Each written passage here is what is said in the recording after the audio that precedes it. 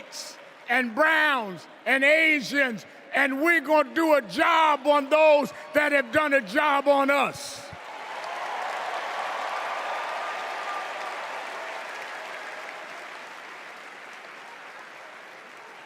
Tonight, we are going to realize Shirley Chisholm's dream.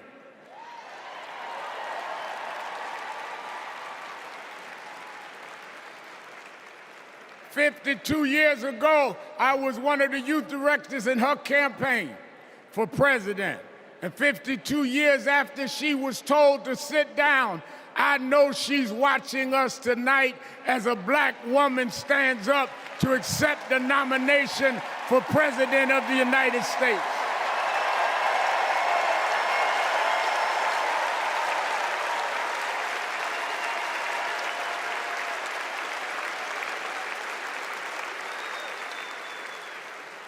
We have fought too hard for women to be told to get out of the kitchen. We are now on our way to the Oval Office. We won't go back.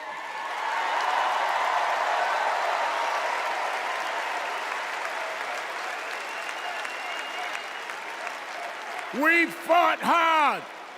We fought hard for LGBTQ loved ones to get out the closet. We won't go back.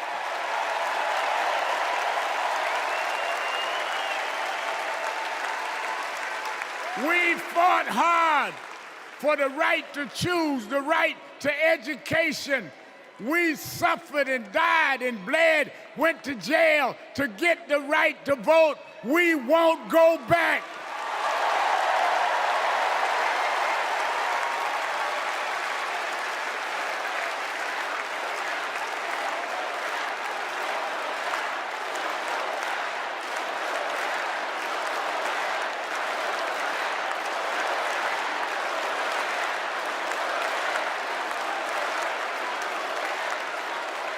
So we must be committed, no matter how the Supreme Court tries to roll back on civil rights, no matter what the amount of money they have.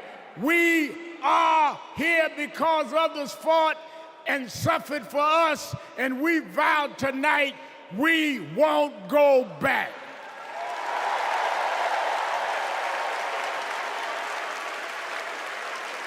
This November, we will go forward to fulfill the promise of a just and fair nation. And let me say, as we transition, I'm a preacher. And in Psalms it says, weeping may endure for a night, but joy comes in the morning. We've endured January 6th. We've endured conspiracy theories. We've endured lies and areas of darkness, but if we stay together, black, white, Latina, Asian, Indian American, if we stay together, joy, joy, joy, joy coming in the morning.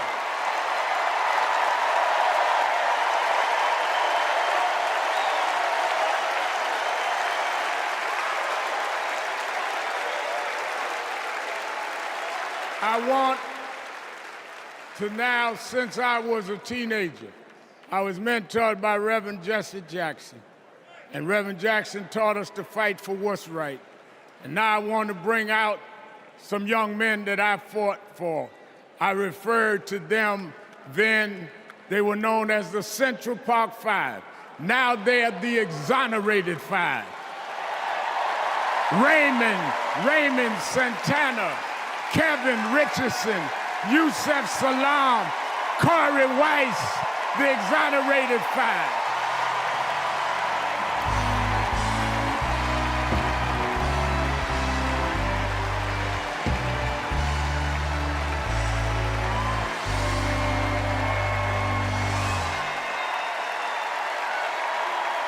We won't go back.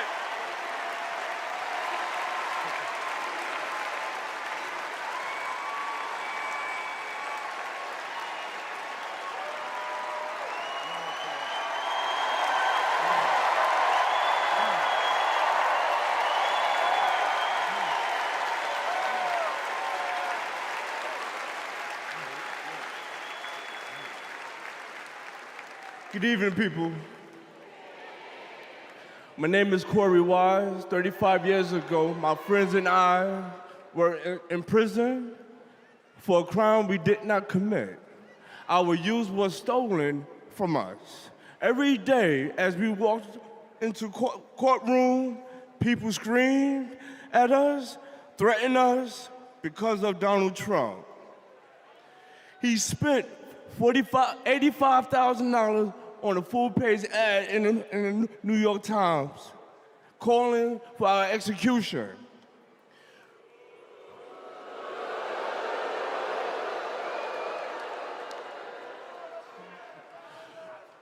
We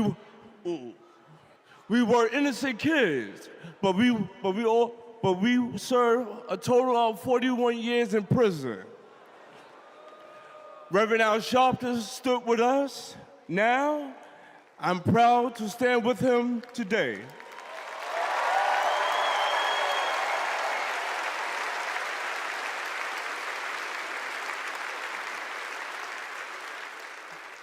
Vice President Kamala Harris has also worked to make things fairer. I know she will do the same as president. Now, approve that message.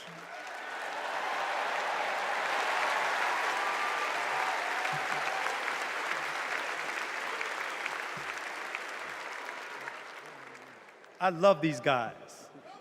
These are my brothers. These are my brothers. Yes, indeed. America. I am Yusef Salaam.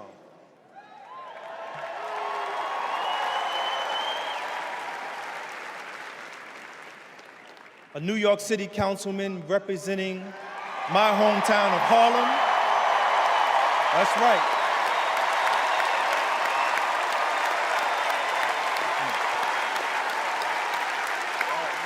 Man.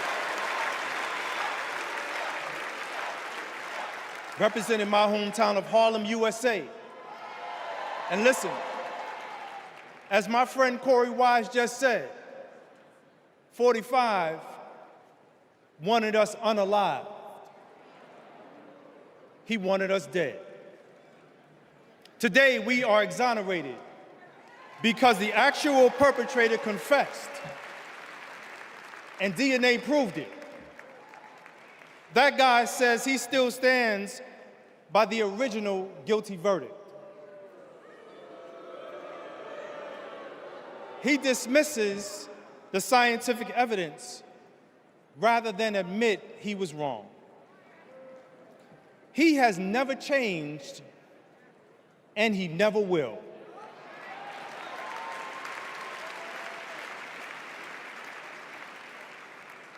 That man thinks that hate is the animating force in America.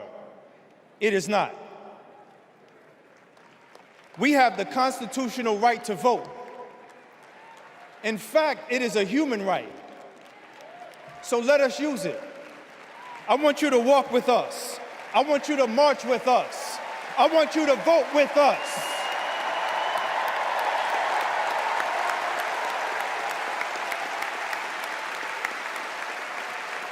And together,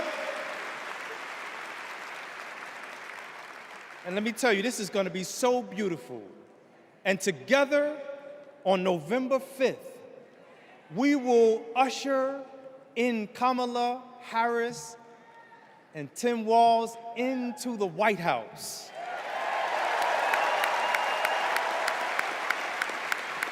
So I want to do this. When I say when they, I want you to say, see us. When they, see us. When they, see us.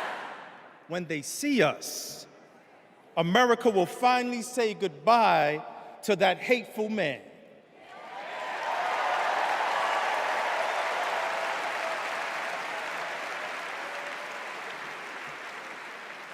We will say what I have said after 7 long years of wrongful incarceration.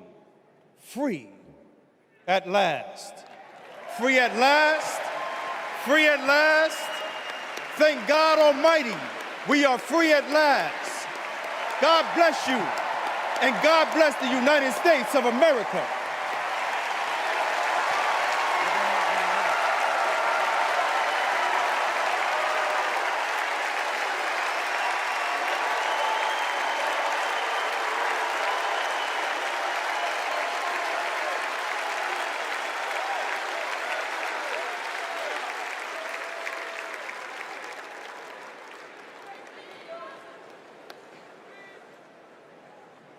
Wow. Our country is built on justice, and people's lives, as we just heard, can be harmed when we fail to do justice. But Kamala Harris fights to do justice. No one knows that better than the prosecutors who fought alongside her. These are their stories.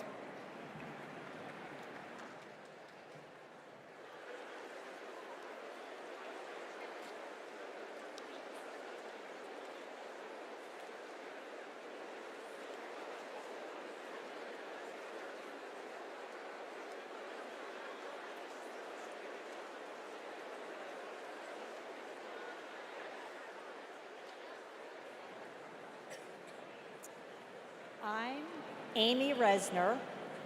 I was a colleague in the courtroom when my friend Kamala tried one of her first cases and made the prosecutor's promise for the people. For Kamala, practicing law was always about protecting the vulnerable and giving the victims a voice. Women who were sexually assaulted, children who were mistreated and sexually abused. She helped them navigate their nightmares and demand justice for their injuries. And she did it all with grit and grace, intelligence and heart. She was a remarkable prosecutor, and she will be a remarkable president. Survivors of sexual assault struggle to be heard over the cacophony of voices demeaning, discrediting, and vilifying them. When powerful offenders are allowed to manipulate public opinion by attacking their victims' credibility, all victims suffer. Those words are from the 2021 amicus brief filed by RAINN, the nation's largest anti-sexual violence organization, in the case of E. Jean Carroll versus Donald J. Trump. As a legislator and lifelong advocate against sexual violence, I urge all of us to stand together to support survivors, believe them, and hold perpetrators accountable.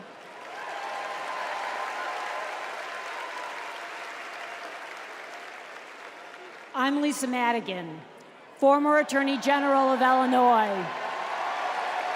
I worked with Kamala Harris during the Great Recession to protect homeowners from foreclosure.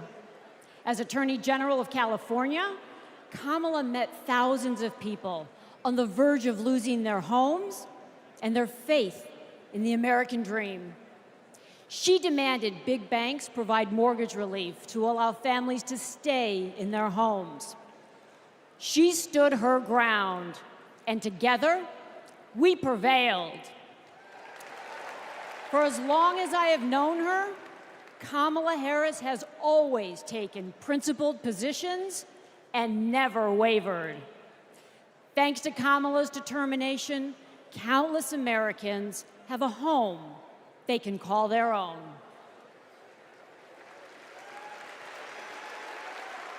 And I'm Mark Morial, civil rights leader and former mayor of New Orleans. In the 1970s, Donald Trump was sued for refusing to rent his apartments to African Americans. His employees were told, put those applications in a drawer and leave them there.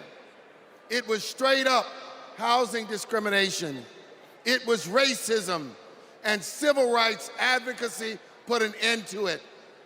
Kamala Harris has a plan to build more housing, keep rent prices fair, and help more people own homes. Donald Trump, you denied black people the American dream, and Kamala Harris is creating a future where every family, yes, every family has a place to call home. I'm Nathan Horns. In 2010, I went to college in California to pursue my dreams, but ended up with a nightmare. Corinthian Colleges was a predatory for-profit chain. They defrauded more than 500,000 students and burdened us with loans we could never repay. Then Kamala Harris stepped in. As Attorney General of California, she stuck up for students. She prosecuted Corinthian, and as Vice President, she stuck with us. As we fought and we organized for debt relief, the Biden-Harris administration came in, canceled all Corinthian student debt, and gave us back our futures. My name is Tristan Snell, and I prosecuted Trump University.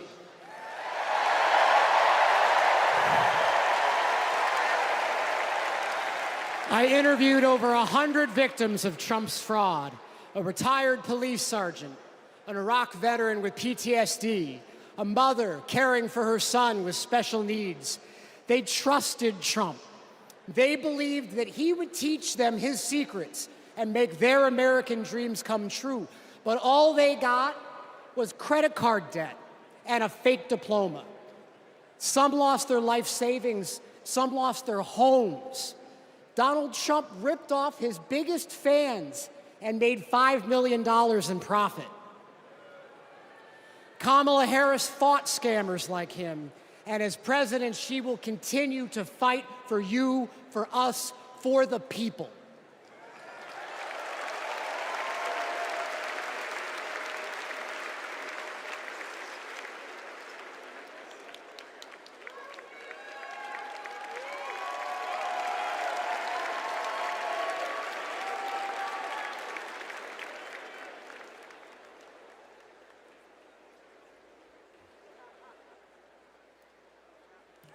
Please welcome Massachusetts Governor Maura Healey.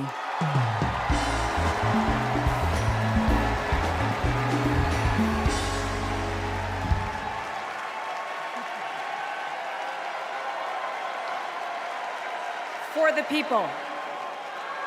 Those three words define the role of a prosecutor. To serve not only our clients in the courtroom, but our community and our country. To give people a sense of security and safeguard the principles that hold our nation together. To stand up to abusers and bullies, and stand up for the voiceless and the vulnerable. In other words, exactly what Kamala Harris has done her whole life. When she was DA, mothers of children who'd been murdered, whose cases had gone cold, would come to her office saying, "I'll only speak to Kamala," because they knew she would listen, because they knew she would help them find justice. And she did.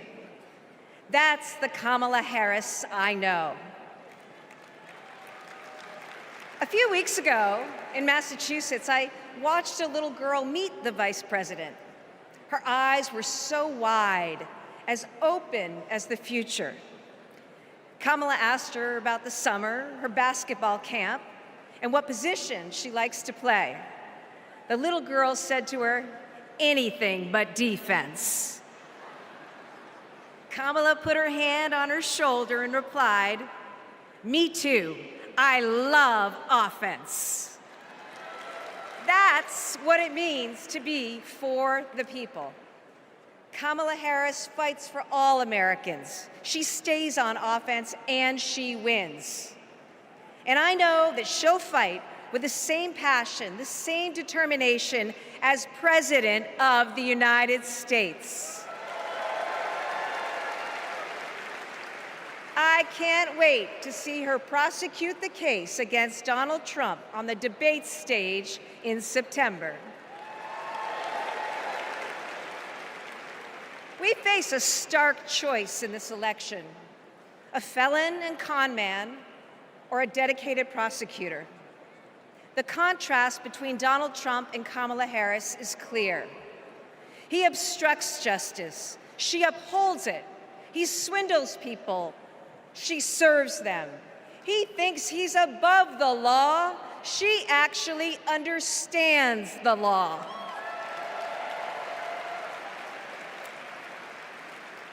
That's what this election comes down to. One candidate who's out for himself, or Kamala Harris for the people. It's a battle for the future of our nation. And tonight, we will prove beyond a reasonable doubt that Kamala Harris should be, she must be, the next President of the United States. Thank you.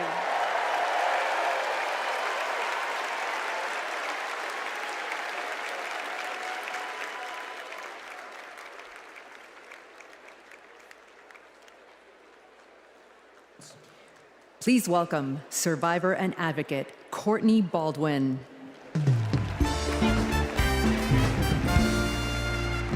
Good evening, Chicago. I'm Courtney Baldwin. In 2013, I was sold for sex in cities across California by a trafficker who controlled every aspect of my life. During those dark moments, I held on to hope that one day I'd be seen as more than a victim, that I could pursue my dreams, and that my trafficker will be held justice. I didn't know it yet, but waiting for me on the other side were people who were fighting for survivors. One of them was Kamala Harris.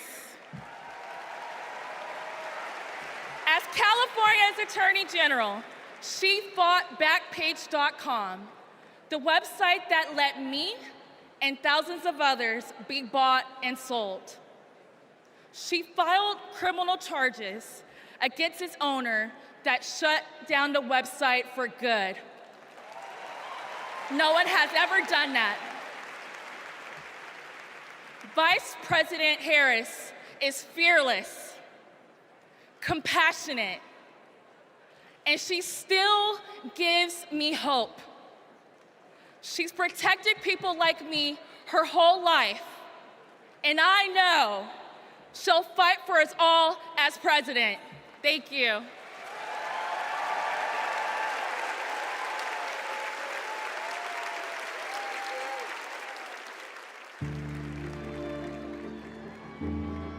We have to wake up at 2 a.m. in the morning. It's the only way to beat the Phoenix heat. It's just like opening an oven. I work on the light rail. It's a good way to tackle the climate crisis, but the clock is ticking. Climate change is one of the greatest con jobs ever. All of this with the global warming and that, a lot of it's a hoax. It's a hoax. Hurricane Beryl is the earliest Category 5 on record. Climate change isn't a hoax, and it's not happening in the future. It's happening right here, right now. Here in Phoenix, the most consecutive 110+ degree days in a row. Trump is pouring gasoline on the fire. He proceeded to solicit $1 billion from the fossil fuel companies because if elected, he would roll back environmental rules and repeal regulations. Trump's Project 2025 agenda gives tax breaks to big oil and completely tramples the middle class. Trump would gut clean energy jobs like mine. This work gives us security and economic freedom. Trump would rip that away. Kamala Harris sees the future differently. She's a clean energy champion. She took on big oil that gouged Americans. Harris was the deciding vote that passed Democrats' epic clean energy investments. Kamala will fight for climate and clean energy policies that protect our health and hold big polluters accountable. The clock is not just ticking, it is banging. And that is why President Biden and I made the largest climate investment in America's history. We are not going back. I was raised to care for my community. That means jobs for my guys and a clean energy future.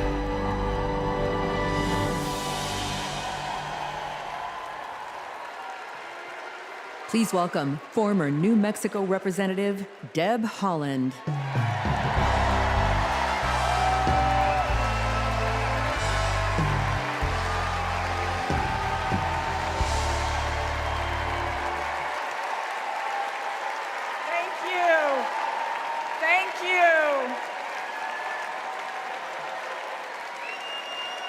Thank you.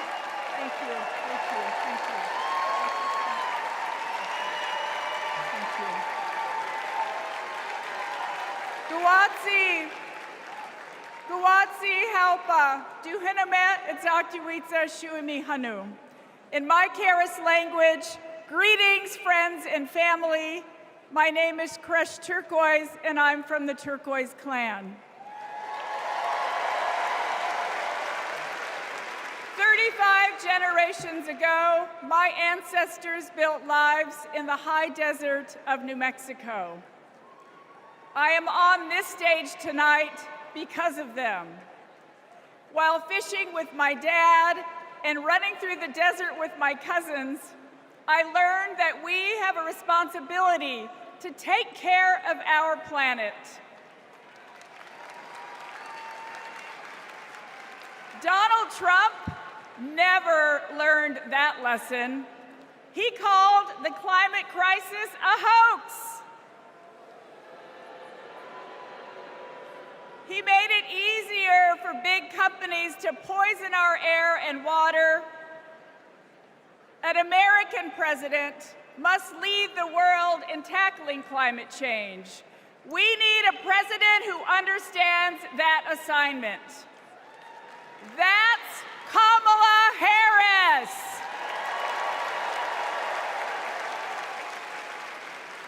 I know her record. She held polluters accountable for spilling oil into the San Francisco Bay. She defended President Obama's Clean Power Plan in court. And as vice president, she cast the tie-breaking vote for the most ambitious climate action plan in our nation's history.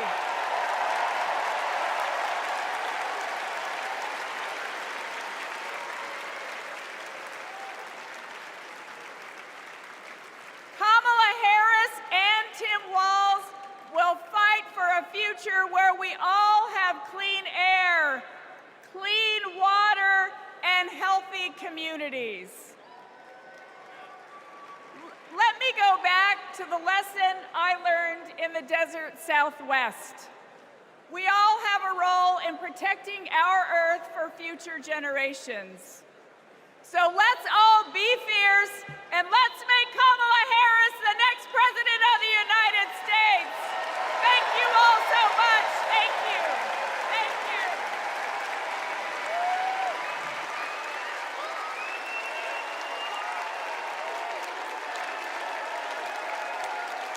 you. It's an election year, and both parties are battling to prove that they stand with workers.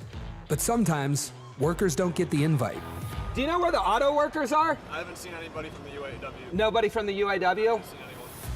After we struggled to find any auto workers at Trump's Rally for Auto Workers, we hit the road to find out what Democrats have been up to. The Inflation Reduction Act is helping to fuel a boom in clean energy, creating 9 million new clean energy jobs over the next 10 years, once in a generation investment. I thought that American manufacturing was supposed to be dead. Here I am looking at one of the biggest auto mega plants being built. We talked to workers in rural Tennessee who joined a union for the first time to build one of the largest battery plants in the country. We have 20-year-old people thinking about their future. We never did that. I got things now that I never thought I could have. Generational wealth, I'm working on that. Medical, dental, vision, pension, something to fall back on when it's all over with. We went to Vegas, where union workers are building America's first high-speed rail. To Lordstown, Ohio, where auto workers who lost their jobs under Trump returned to work at a new battery plant. This could be the future. This could bring industry back to Lordstown.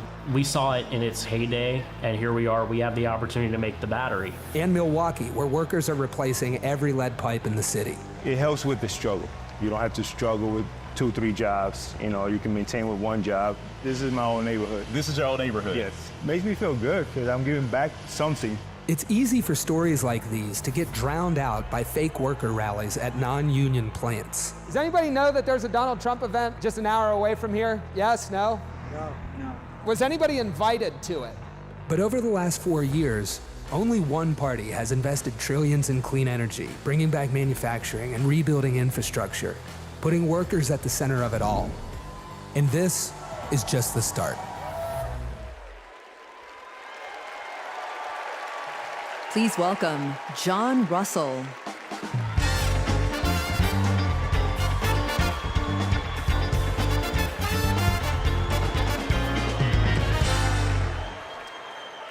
Hello, America. Thank you to the workers that make this convention happen. Let's never forget how essential all of our labor is. I come from Appalachia. We kept the lights on in this country for generations. But the wealth made by our broken backs and our black lungs never did trickle down. And Washington listened to rich men demanding that we stick with dirty energy at any cost. Across the country, working class people are looking for a political home after years of both parties putting profit above people.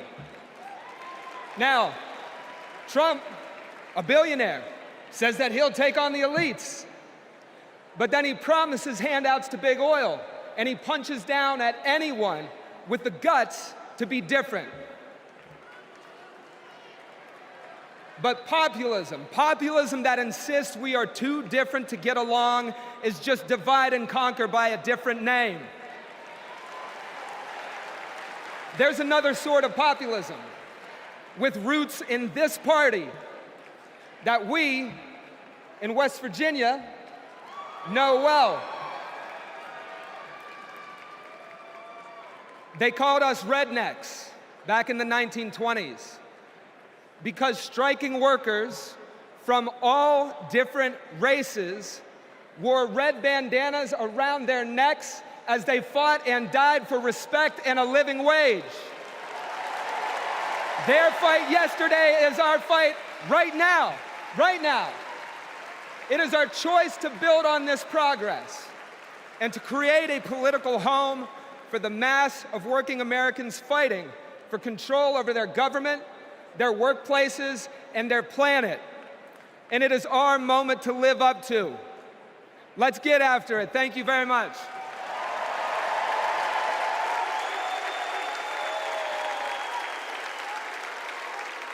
Don't know why, but I feel like When our team of students passed one of the first climate justice policies in our nation, Vice President Kamala Harris showed up. She came to highlight our initiative because she believes in us. Last year, my dad retired after spending more than 30 years working at one of our country's most polluting power plants. Donald Trump doesn't care about people like my dad. I know Vice President Harris will put working families ahead of big oil billionaires. Kamala Harris approaches climate policy through the eyes of future generations, like mine.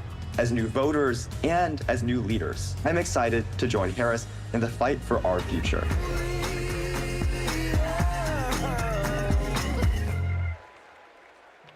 Please welcome Florida Representative Maxwell Frost.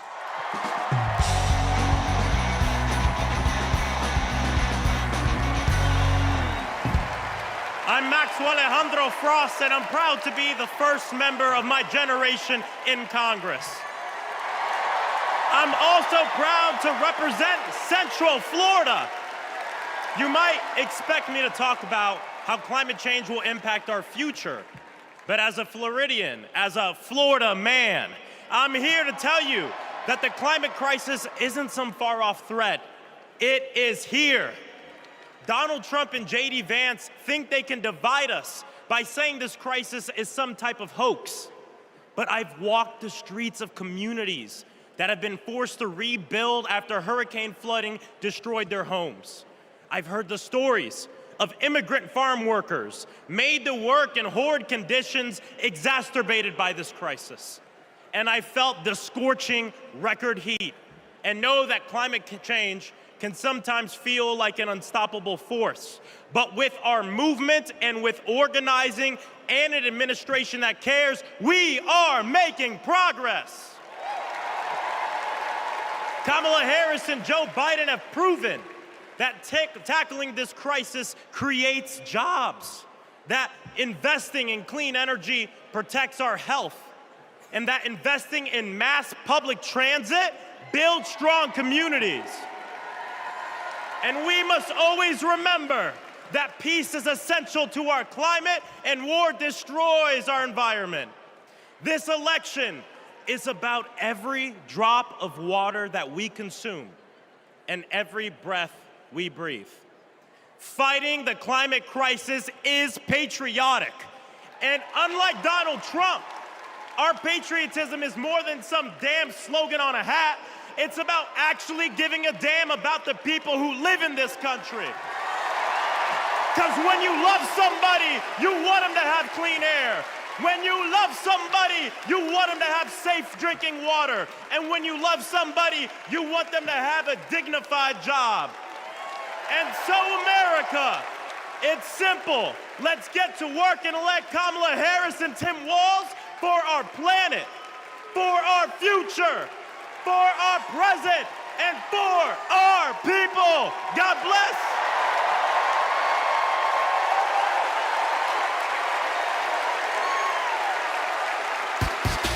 Ladies and gentlemen, if y'all are ready to send Madam Vice President and keep her in the White House, let me hear you make some noise! All I do is win, no matter what. Got money in my mind, I can never get it up. And every time I hit the building, everybody's hands go. Let me see. And they stay there, and they stay there, and they stay there, and they stay there, and they stay there, and they stay there, and they stay there, and they. I want to hear you nice and loud, Chicago. Are there any union workers here today? Make some noise. Are there any teachers in this building? Make some noise. Now everybody hands up,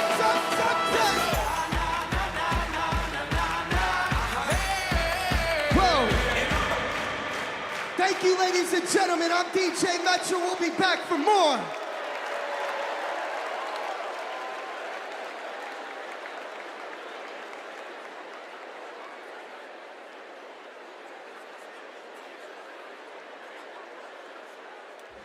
What's up, everybody? Stephen Curry here. I know you all know I played for the Golden State Warriors, but man, what a great honor it was to represent Team USA and go out there and win that gold medal at the Olympics this summer. And that unity on and off the court reminded us all that together we can do all things and continue to inspire the world. That's why I believe that Kamala, as president, could bring that unity back and continue to move our country forward. This is about preserving hope and belief in our country, making sure families can be taken care of during their most precious times. I got to visit Kamala with my team in the White House last year, and I can tell you one thing I knew then and I definitely know now. The Oval Office suits her well. So in the words of Michelle Obama, do something. Go vote, be active. Let's show out in November like never before. It's been an honor for me to represent our country. It's an honor to support Kamala. So let's all do our part. God bless. Please welcome Democratic nominee for U.S. Congress in Alabama, Shamari Figures.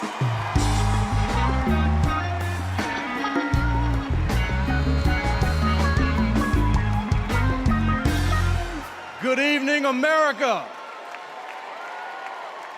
And hello, sweet home Alabama. I am running for Alabama's 2nd Congressional District.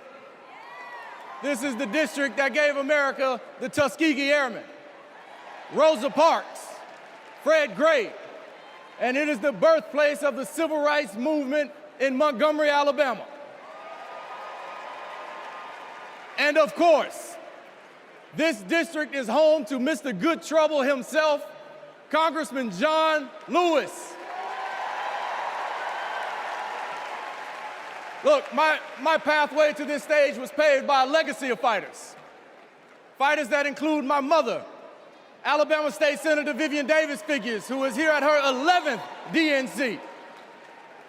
And it also includes my father, my late father, Michael Figures, who was also a state senator and civil rights lawyer who sued the Klan into bankruptcy.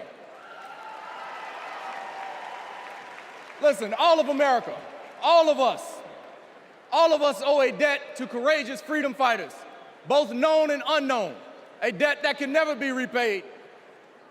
But what we can do is ensure that the work of those fighters who came before us continues, and that our sacred right to vote is always protected.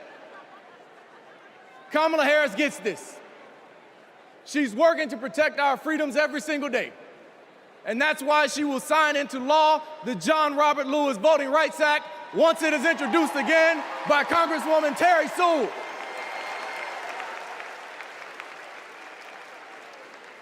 Listen, America, a California poet named Kendrick Lamar recently reminded us that sometimes we gotta pop out and show up.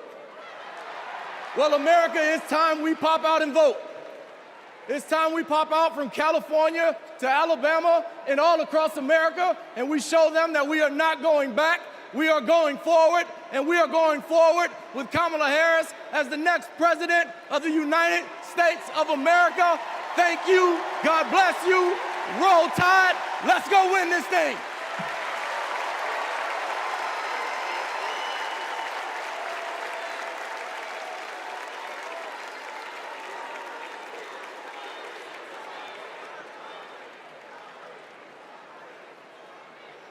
As I close out my segment tonight, I gotta send a quick message. Madrecita querida, I love you. Kamala Harris and Tim Walz understand what everyday Americans are going through because unlike Donald Trump, they actually grew up in families where every dollar mattered, where everything was earned and nothing was handed to them.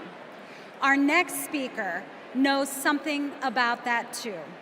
Please welcome my dear friend, our fellow Texan, our next senator, Representative Colin Allred.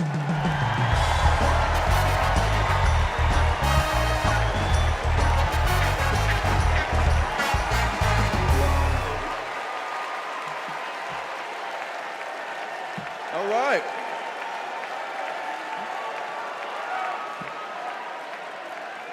Hey, everybody. I'm Colin Allred, a congressman from Dallas, dad to two perfect little boys. And this November, I'm going to beat Ted Cruz.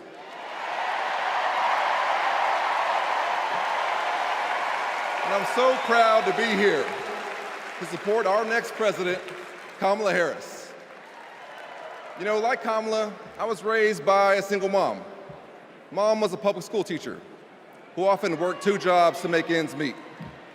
So when we talk about lowering costs, I think about the times when we went to the grocery store when I was growing up and swiped the debit card and said a little prayer. But my mom and my community in Texas gave me a chance to chase my version of the American dream. I played football at Baylor and in the NFL before becoming a civil rights lawyer and representing my hometown in Congress.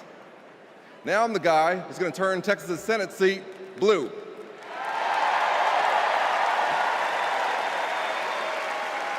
You know, in the NFL, we had a term for guys like Donald Trump and my opponent Ted Cruz. Me guys. You know the type. Talk a big game, only care about themselves, but you don't want to be stuck with them at a barbecue. The truth is, America has never been about me. As President Obama said, the single most powerful word in our democracy is the word we. We the people. We shall overcome. Yes, we can. And we've got a message for the me guys. We is more powerful than me. We will protect and restore reproductive freedom. We will secure the border. We'll protect Medicare and Social Security. And we'll turn the page and write a new chapter for this country and elect Kamala Harris to be the next president and beat Ted Cruz. Thank you all so much. God bless you, and may God bless Texas.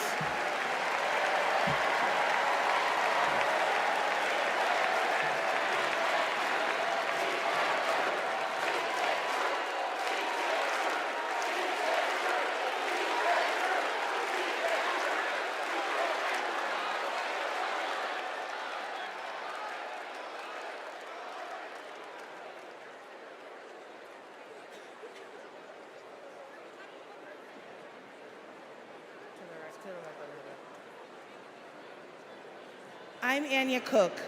This is my husband, Derek, and our daughter, Anaya.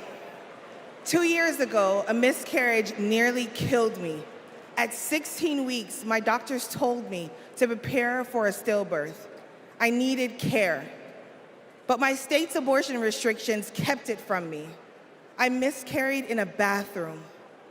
I'll never forget my husband's face as he tried to stop the bleeding, trying to do what doctors should have been doing. When I reached the hospital, I'd lost nearly half the blood in my body. I can't change the past, but we can choose a different future.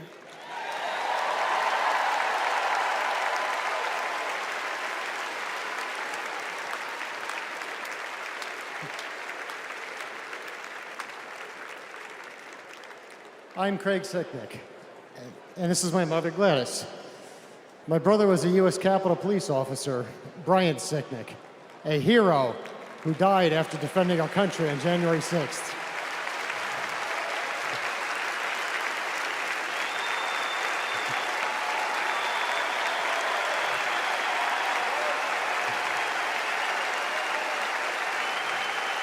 My family knows how dangerous Trump is.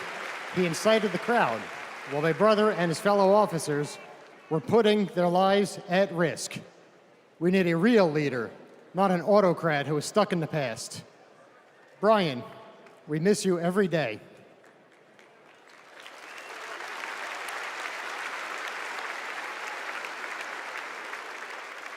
I'm Gail DeBoer. I've had type 1 diabetes since I was 11.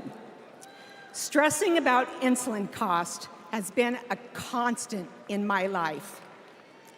President Biden and Vice President Harris have moved mountains to help.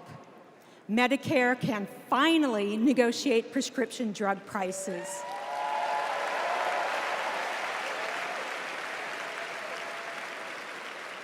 Insulin is capped at $35 for Medicare recipients.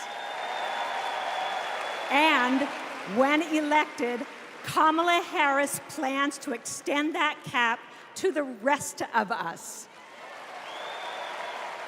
That's the future I want. That's the future I am voting for.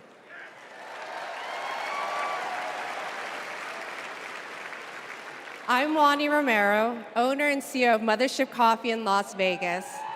I put in work to build my business. When COVID hit, this administration's support kept us moving. I hired staff and we grew.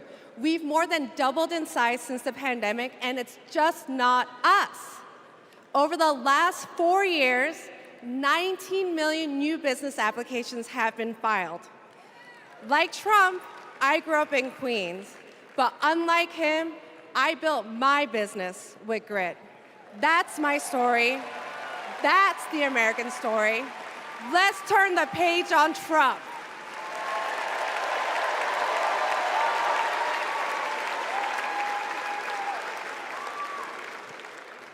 I'm Eric Fitz, and these are my sons, Christian and Carter.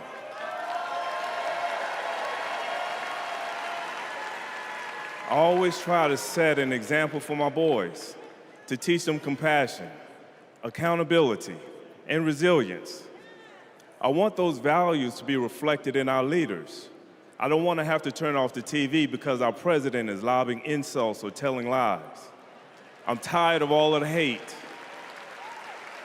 It's time to move forward together and build a country our kids can be proud of.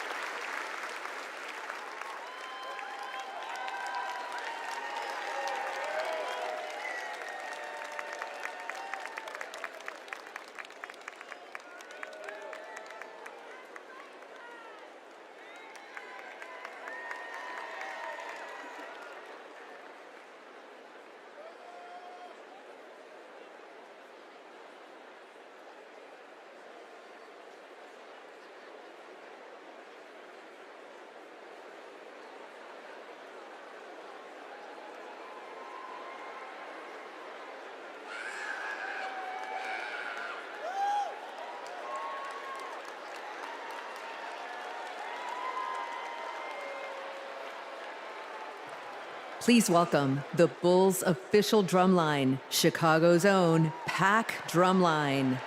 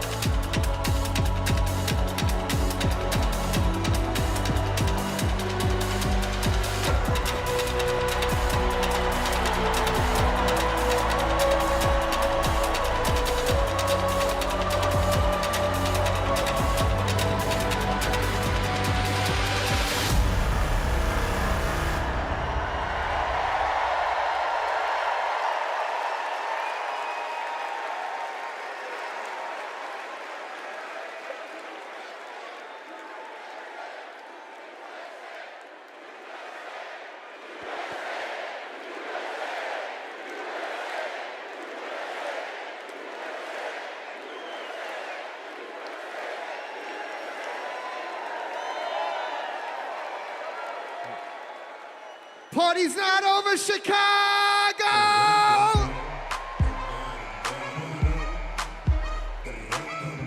What I want to see is those flags and those hands up in the air. Help me sing it out nice and loud. Y'all ready to get down and party with me one time? DNC say. 369, damn, it's fine. Take a second to me one more time and go. Get low, get low, get low, get low, get low, get low. To the window, to the wall, to the wall. To the sweat drop down my body. Wall. Oh, yeah. I got Pop, pop, it's showtime. Showtime. Showtime. Guess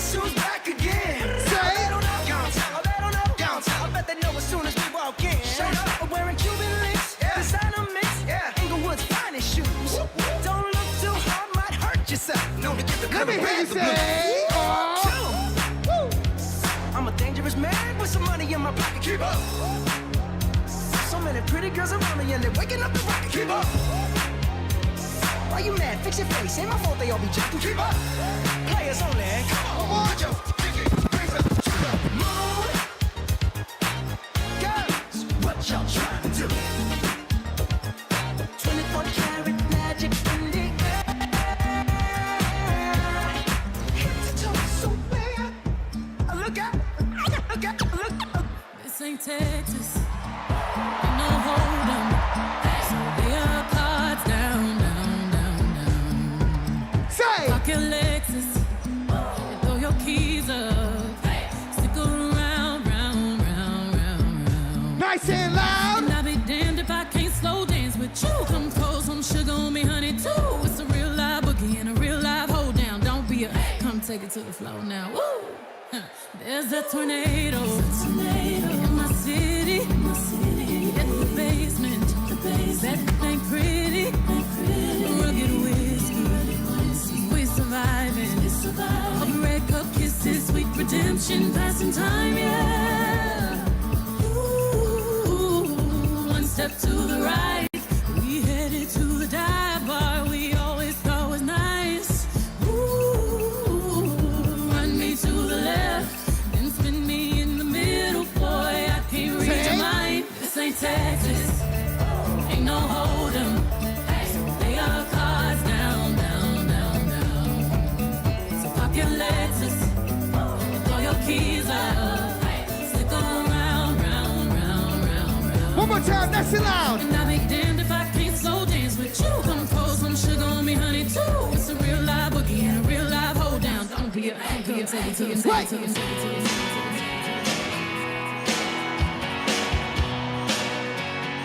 If you've been with me all 4 days, let me see you make some noise right now.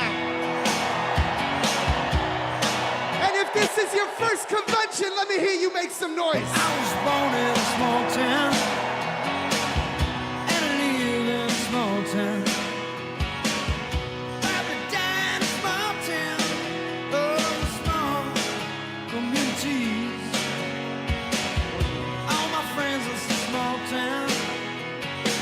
My parents live in the same small town. My job is a small town, provides little opportunity. Hey!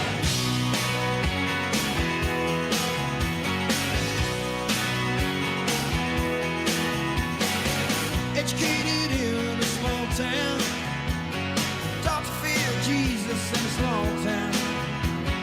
Used to daydream in that small town, another foreign romantic, that's me. But I've seen it all in a small town. Had myself a ball in a small town.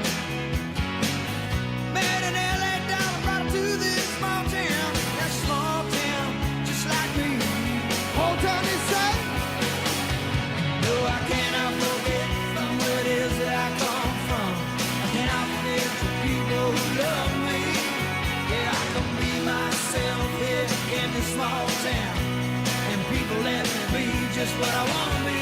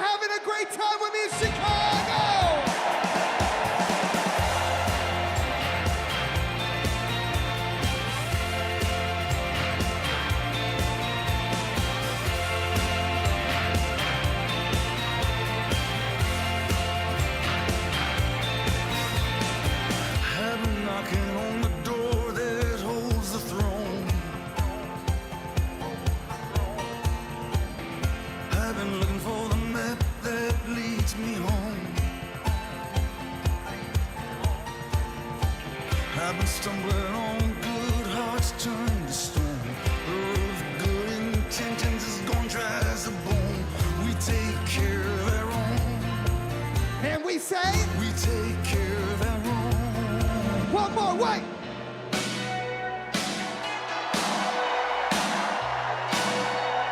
Cause if you're proud of your country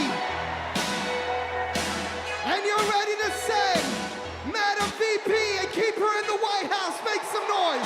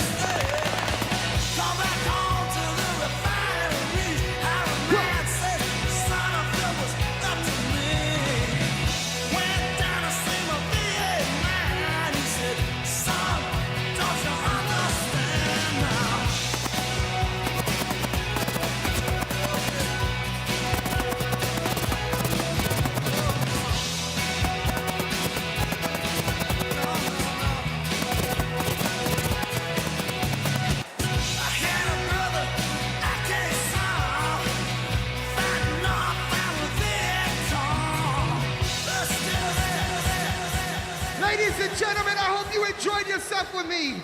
My name is DJ Metro from Chicago. Thank you for having me.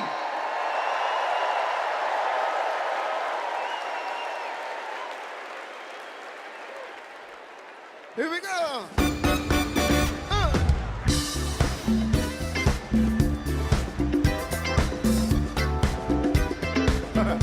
Knock me out.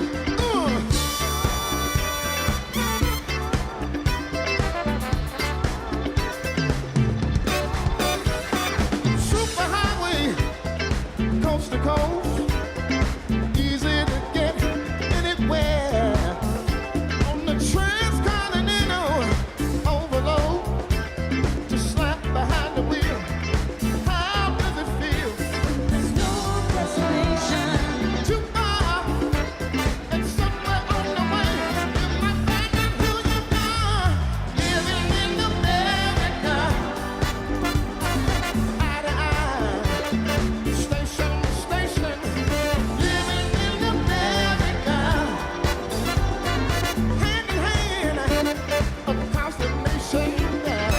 Living in America, I got to have a celebration. Rock my soul, yeah, yeah. Come on, smoke that, fat back, a minute mile, a railroad track. All night, the radio, keep on running through your rock and roll soul. All night diners keep you awake on black coffee and a hard roll. I like to walk around,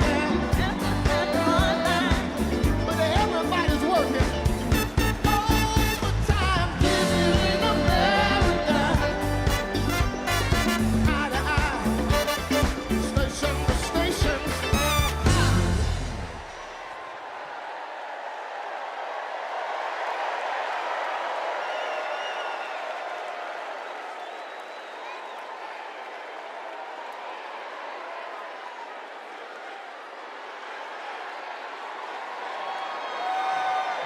Please stand if you are able and welcome winners of 13 Grammy Awards and the biggest selling U.S. female group of all time, the Chicks.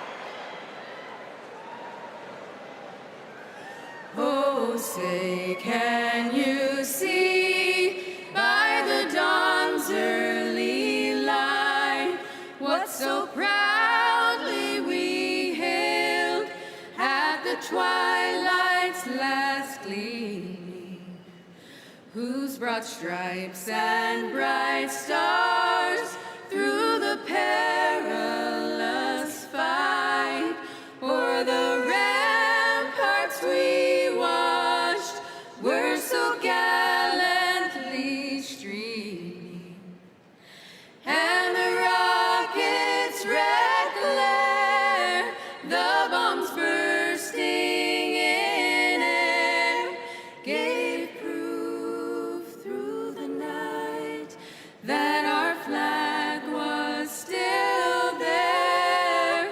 Oh, say does that star-spangled banner yet wave?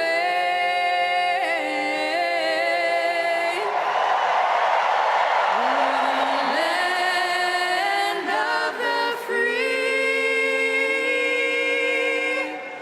and the home of the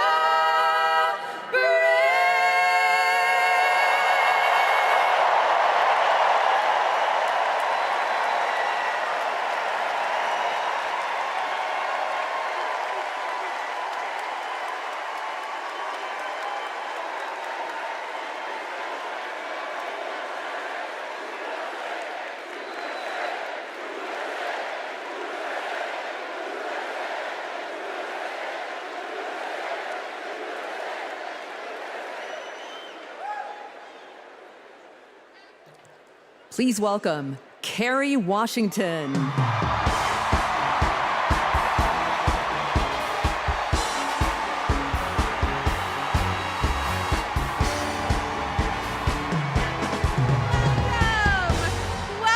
to the final night of the Democratic National Convention. The last 3 nights have been extraordinary, and tonight we hear from our next president, Kamala Harris. Now, as I stand here, I know that there are folks on social media already saying, go back to your TV show, shut up and act. But I am not here tonight as an actor. I am here as a mother, as a daughter, as a proud union member. I am here as the granddaughter of immigrants, as a black woman descended from enslaved people. I am here tonight because I am an American and because I am a voter and because we, the people, are stronger when all our voices are heard. Look, I know that I am the one standing on this stage, but I am not the lead character in this story. You are. All of you. You are the messengers. You are the fixers. Dare I say it, you are the Olivia Popes. You are the superheroes saving this democracy. It is you, not me, who have the greatest power to convince your loved ones to vote. So, just like Michelle Obama told us, let's do something. Let's make a video. Everybody take out your phones.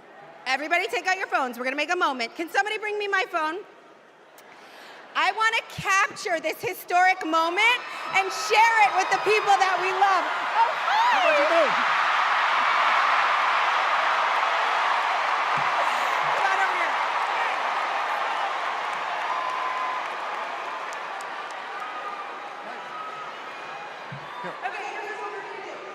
Take this video, guys. We're all gonna take it together. We're gonna post it to social media, text your friends, send this message out into the world. When I say when we fight, you're gonna say?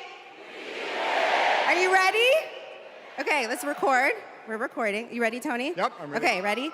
When we fight, when we fight, when we fight,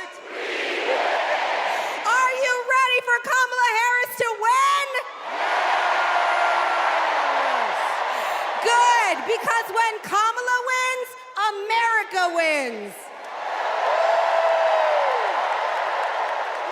We did it! We did it, Joe. Thank you, Tony. I don't get to stay? No, you gotta go. Bye, everybody. Tony Goldwyn, ladies and gentlemen. Okay, so listen. It's come to my attention that there are some folks who struggle or pretend to struggle with the proper pronunciation of our future president's name. So, hear me out. Confusion is understandable. Disrespect is not. So tonight, we are going to help everyone get it right. Here to help me are some very special guests.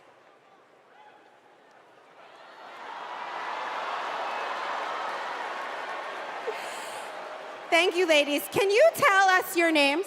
Hello, everybody. My name's Amara. And my name is Leela, her little sister. And what are you here to do? To teach you how to say your auntie's name. Okay, so how do you pronounce it? First you say comma like a comma in a sentence. Then you say la like la la la la la. Put it together and it's 1, 2, 3, Kamala. All right, so let's practice, Everybody over here say comma. Everybody over here say la. Together.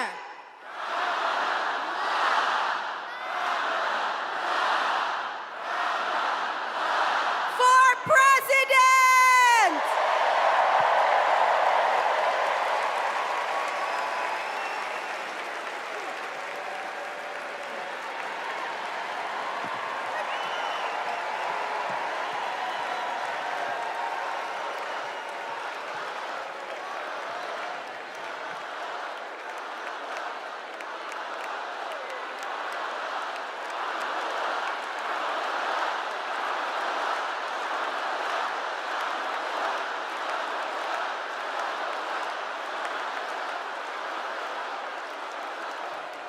Please welcome Mina Harris, Ella Emhoff, and Helen Hudlin.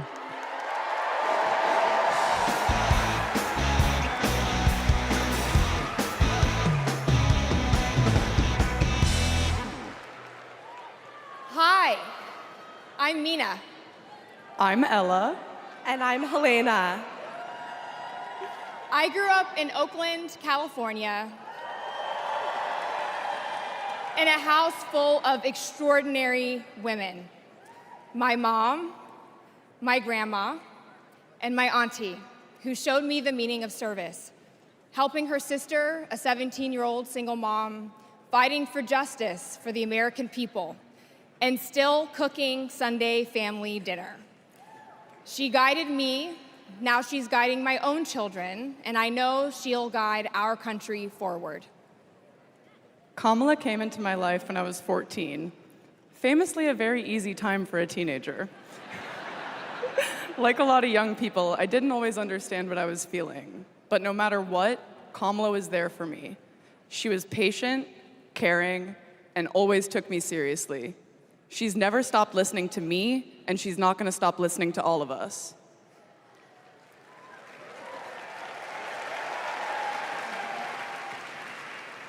Kamala Harris is my godmother. To me, her advice means everything. Whether it's pursuing my passions, making an impact, or finding hope when the world doesn't feel so hopeful. She taught me that making a difference means giving your whole heart and taking action.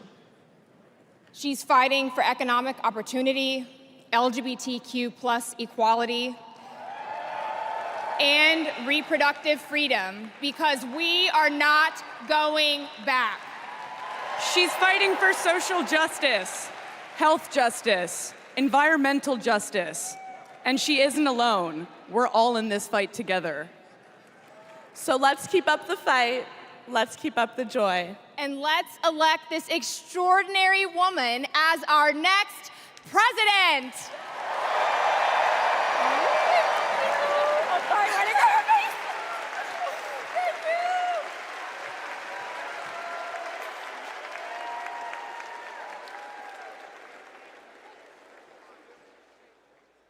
Please welcome actor and comedian D.L. Hughley.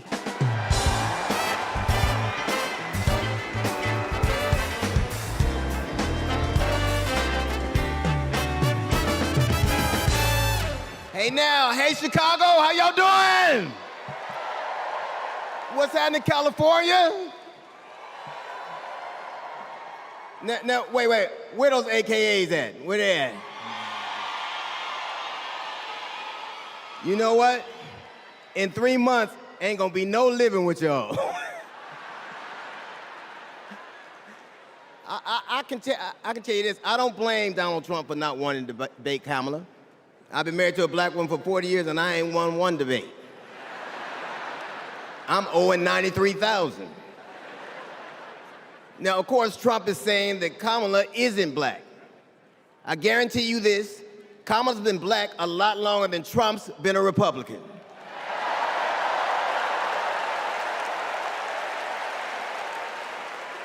And if he keeps sliding in the polls the way he is, the only way he can keep Kamala out of the White House is if he buys it and refuses to rent it to her.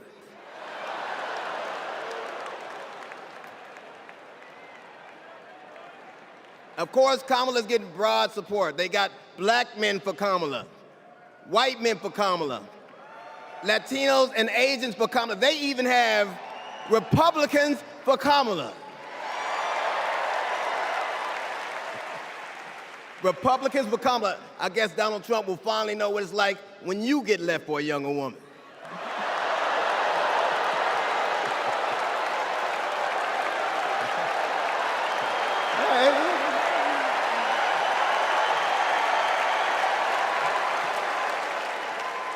But seriously, Kamala knows the truth about the American dream, that hard work is not enough.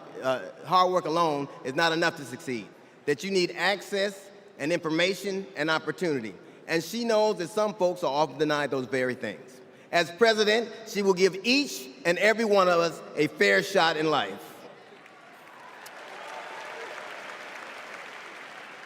But I have to admit, I didn't always believe that. I mean, if you told me the 15-year-old me would be on stage supporting a prosecutor and a teacher,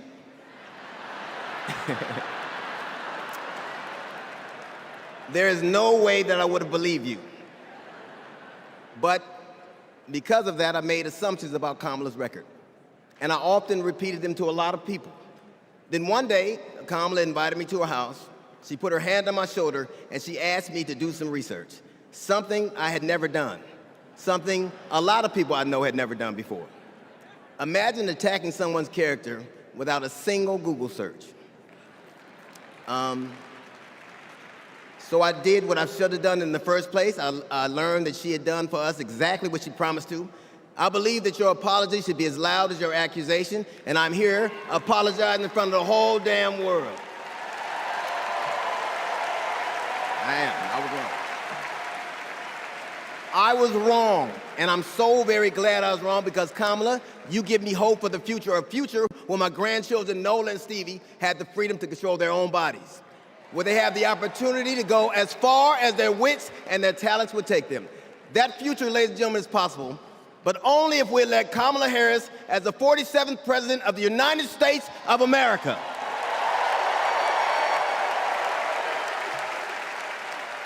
I will say this to you. The best piece of advice I've ever gotten in my entire life is you don't have to know what you will do, just know what you won't. And we won't go back.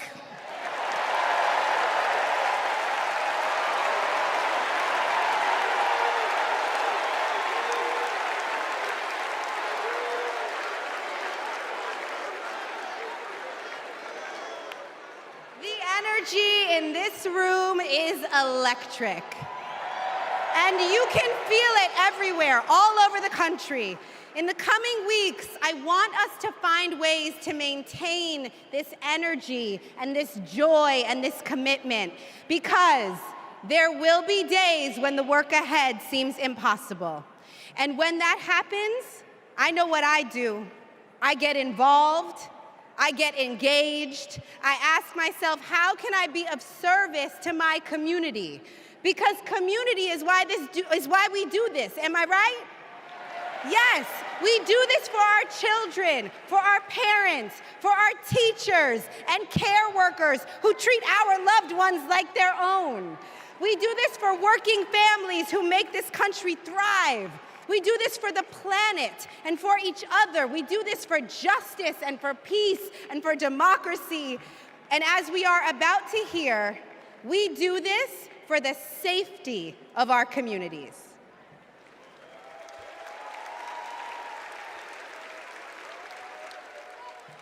Please welcome Genesee County, Michigan Sheriff Chris Swanson.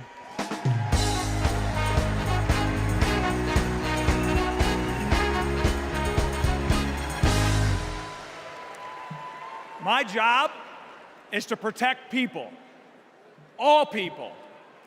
In 2020, righteous anger spilled over into the streets of Flint, Michigan. One bad decision from either side, and there would have been bloodshed. But that didn't happen. We laid down our riot gear, and we embraced the community, and instead of hate, we chose hope.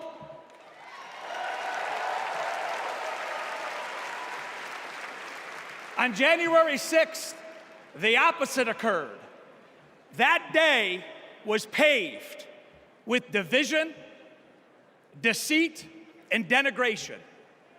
Police officers were attacked that day. It could have been stopped. We need a leader who will embody what's affixed to all three sides of my sheriff patrol cars: protect, serve, and unify. Kamala Harris is that leader. As a prosecutor, Kamala Harris protected us by putting violent criminals and sex offenders behind bars. If I was in a courtroom, she's exactly the tough prosecutor that I'd want to see. As vice president, she served America by keeping us safer. And I can testify firsthand, where I come from, crime is down and police funding is up. As president, Kamala Harris will unify our country. She will bring us together because our country needs a leader who will go toe-to-toe with drug cartels and bullies. One who has already taken the oath, raised her right hand to advocate for the people. I can tell you in 2020, we were able to turn a protest into a peaceful movement by walking together. One city, one community, and one country. America, let's walk. Let's walk. Let's walk together and let's elect Kamala Harris and turn hate into hope yet again. Thank you.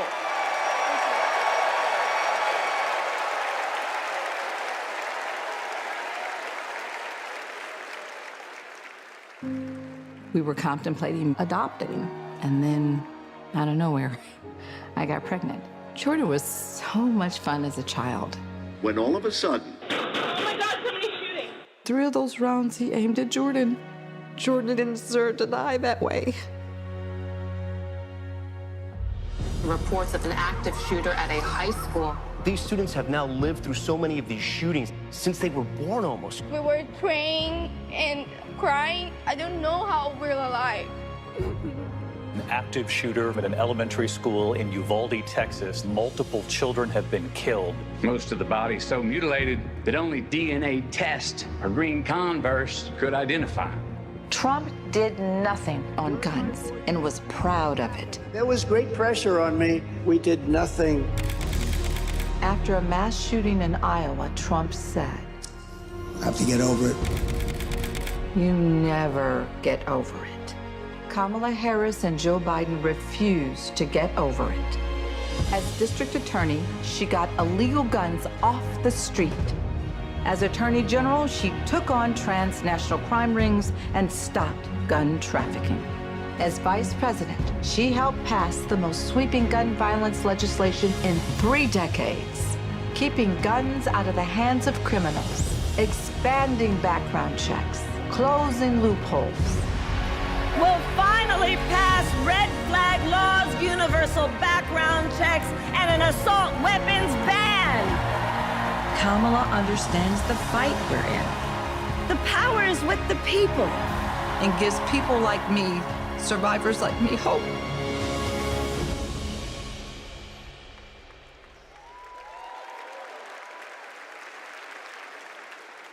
When I worked for every town Please for gun welcome safety. Georgia Representative Lucy McBath.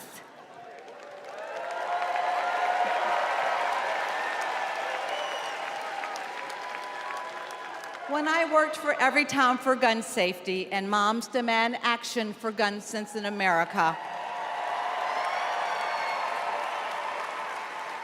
I saw firsthand the power of telling our stories. You've just heard mine, but there are many more to tell.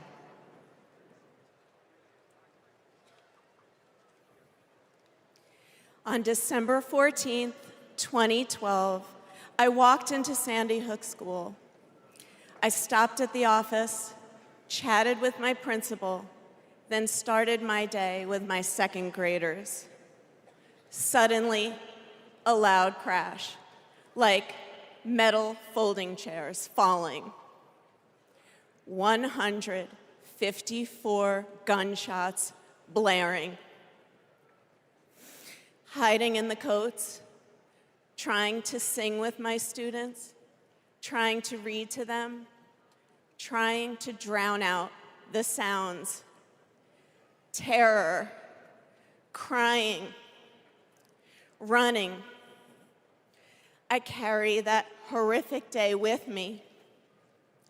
20 beautiful first grade children and 6 of my beautiful colleagues were killed. They should still be here.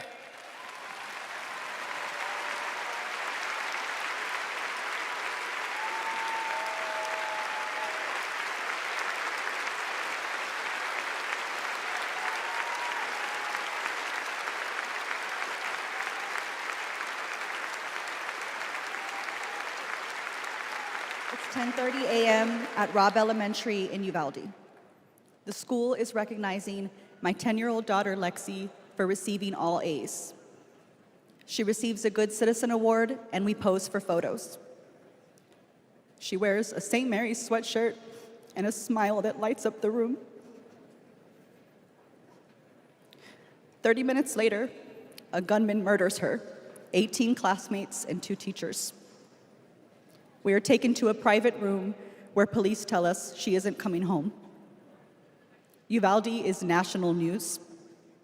Parents everywhere reach for their children. I reach out for the daughter I will never hold again.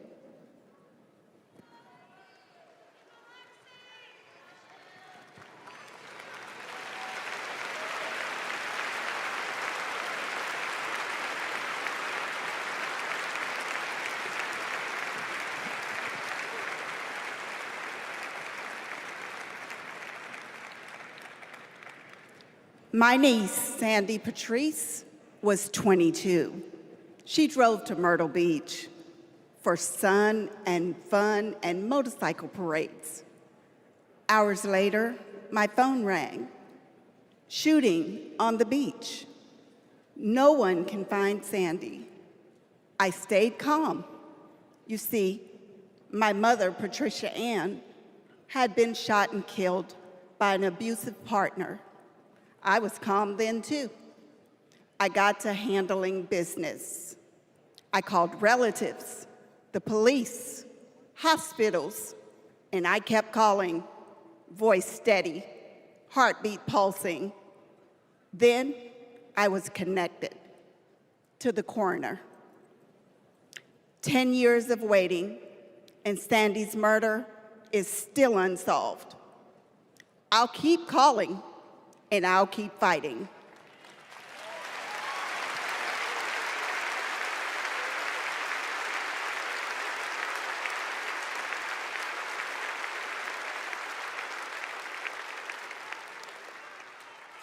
I was in high school when my classmate got shot. It changed my story. Instead of worrying about taking a test, I started worrying about living to take another test. They say schools are for learning, and I did learn a lot that day. I learned how to run, how to hide and drop, that what happens in the news can happen to me. But I learned something else too, that we can write and must write a new story if we choose to.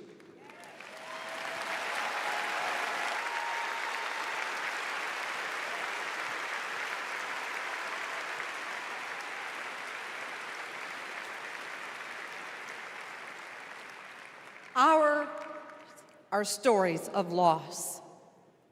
But make no mistake, our losses do not weaken us.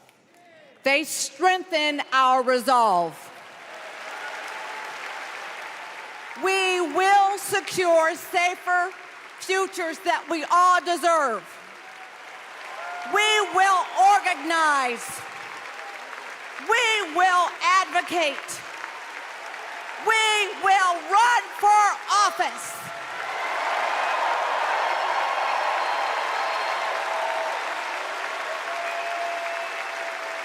And we will join with Americans from small towns and big cities to keep our communities safe.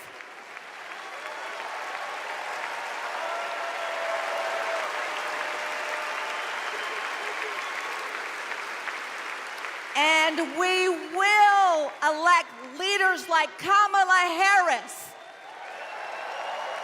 who won't just empathize, but will act.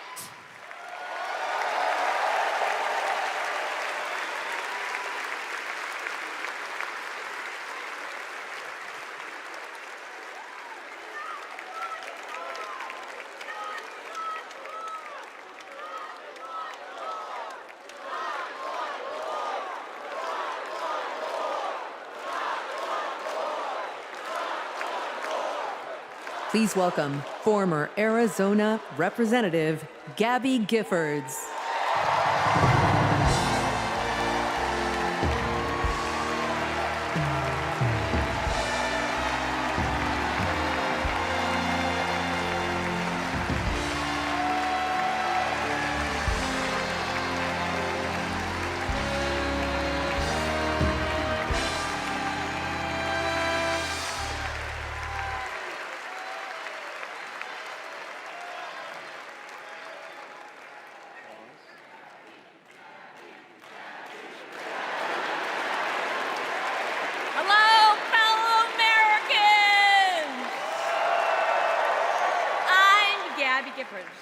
I was born in the great state of Arizona. I was born with grit. I grew up racing motorcycles, mucking stalls, and exploring the beautiful desert. I fell for an astronaut.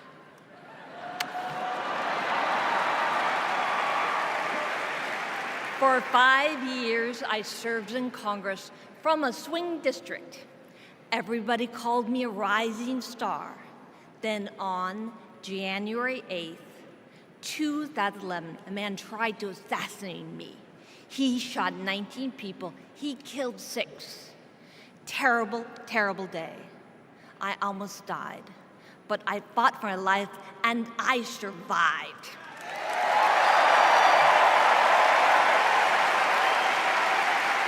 I learned to walk again, one step at a time. I learned to talk again, one word at a time. So many people helped me as I worked hard to recover, including a decent man for Delaware who always checked in. He still does. Thank you, Joe Biden. Thank you for everything.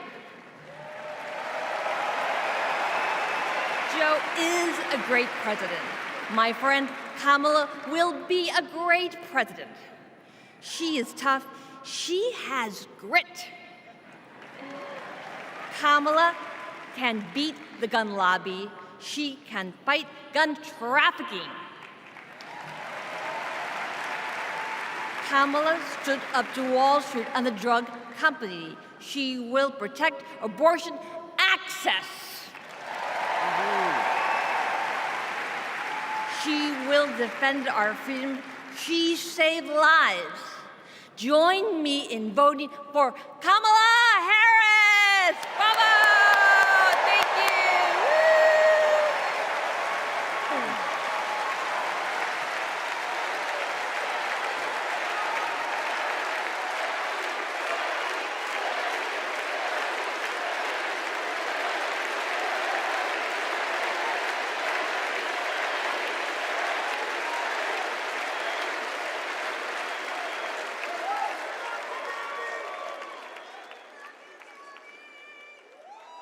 Don't know why, but I feel like freedom. I had the honor of meeting Vice President Harris when I got to introduce her when she spoke at my high school about gun violence. Parkland happened, and all I could think about is that I wanted to keep my kids safe. On July 4th, 2022, I was next in line to walk in the Highland Park Independence Day Parade when gunshots erupted. 7 people were shot and killed, and 48 more were injured. Vice President Harris has been a gun sense champion since she was our California AG. We have 2 options in November. We have Kamala Harris, who has already proven her leadership in the Biden-Harris administration. They passed the first ever comprehensive gun reform in 30 years. Meanwhile, Donald Trump has cozied up to the NRA and the gun lobby. I have full confidence in Vice President Harris that she's dedicated to and committed to finding a solution to end gun violence.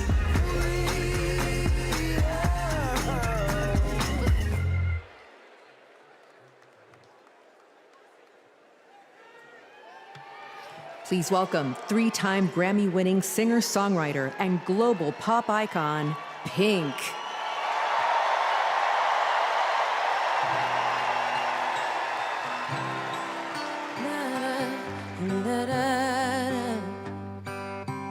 We're searchlights we can see in the dark. We're rockets pointed up at the stars. We are billions of beautiful hearts. You sold us down the river too far. What about us? What about all the times you said you had the answer? What about us? What about all the broken happy ever afters? Oh, what about us? What about all the plans that ended in disaster? What about love? What about trust? What about us? We're problems that want to be solved. We are children that need to be loved. We were willing, we came when you called. But man, you fooled us. Enough is enough. Oh, what about us? What about all the times you said you had the answer? What about us? What about all the broken happy ever afters? What about us? What about all the plans that ended in disaster? What about love? What about trust? What about us? Sticks and stones, they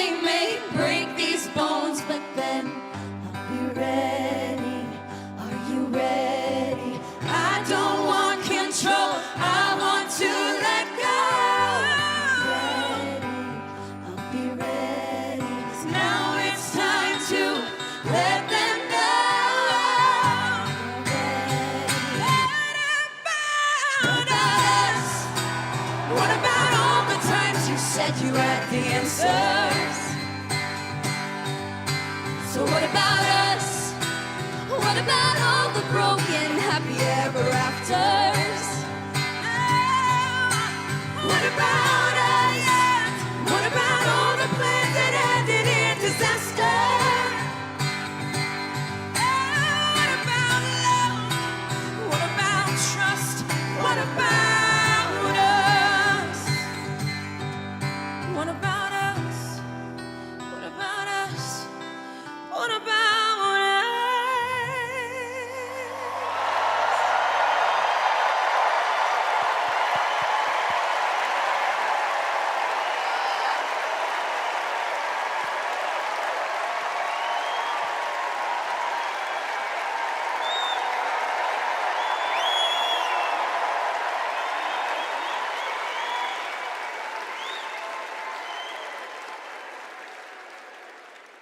Global security and global prosperity depend on the leadership of the United States of America.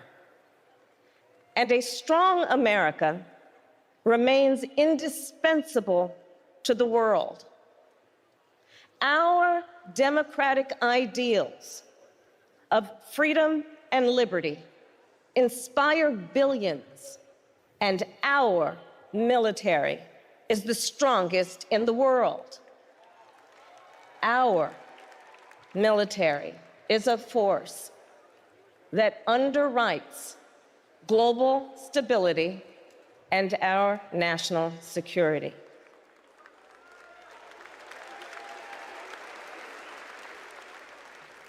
Please welcome Arizona Senator Mark Kelly.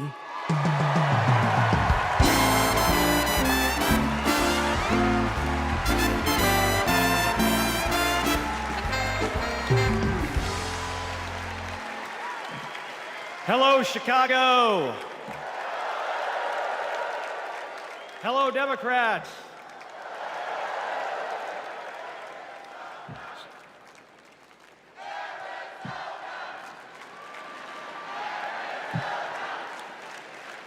So, President Obama had to follow Michelle.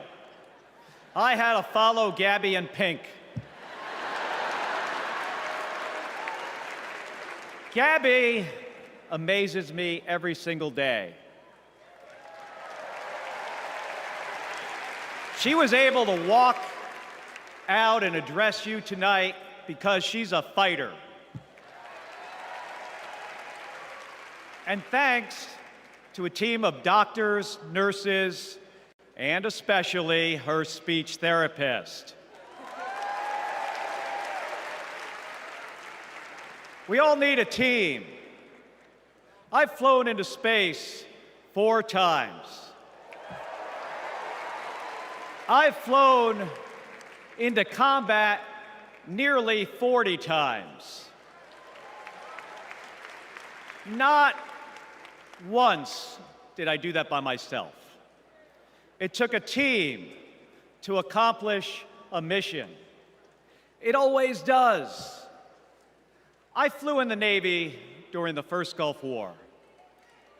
America rallied our allies to kick out a tyrant who invaded a neighbor. Today, Vladimir Putin is testing whether we're still that strong.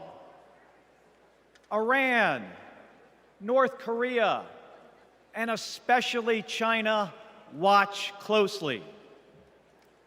What's Trump's answer?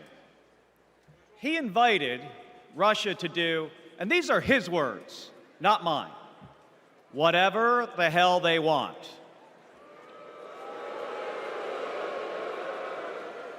Vice President Harris has always championed America's support for NATO, for Ukraine,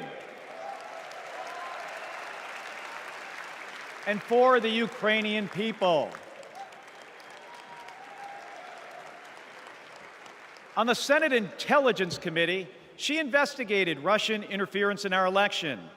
She defends free and fair elections everywhere. You already know how Trump feels about those. Donald Trump skipped his intelligence briefings. He was too busy sucking up to dictators and dreaming of becoming one himself. Trump thinks that Americans who have made the ultimate sacrifice are suckers and losers. If we fall for that again and make him the commander-in-chief, the only suckers would be us. Kamala Harris knows that standing with our allies means standing up for Americans. She'll keep modernizing our military to support our troops and to support our veterans like our next Vice President, Tim Walz.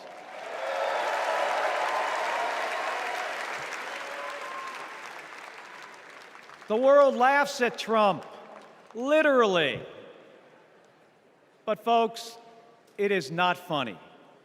When he was president, that meant the world was laughing at us. The threats we face are too serious. The sacrifices our service members make are too sacred. The alliances we've spent decades building are too critical. That's what's at stake now.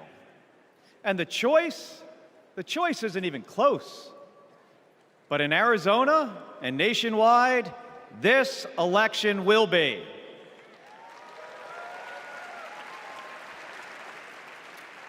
We'll win in the same way we launch rockets into space and land fighter jets on an aircraft carrier as one team on one mission.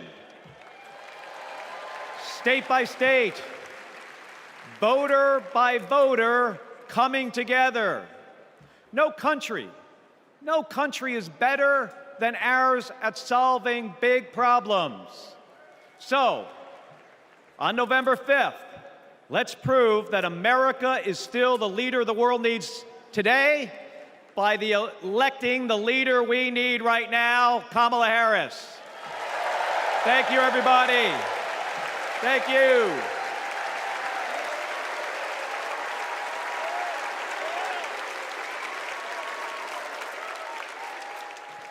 Please welcome former Secretary of Defense Leon Panetta.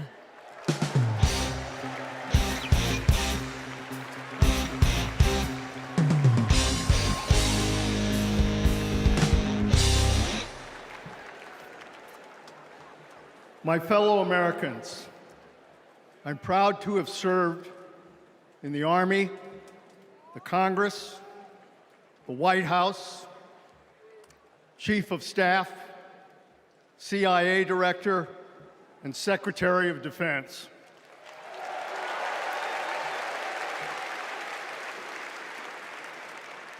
I've looked into the eyes of our warriors and deployed them into battle.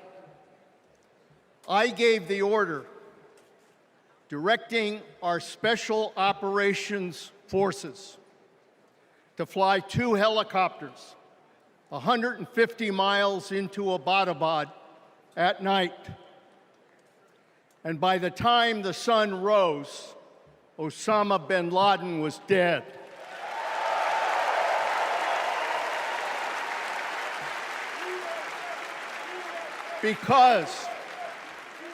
Because nobody attacks our country and gets away with it. Nobody.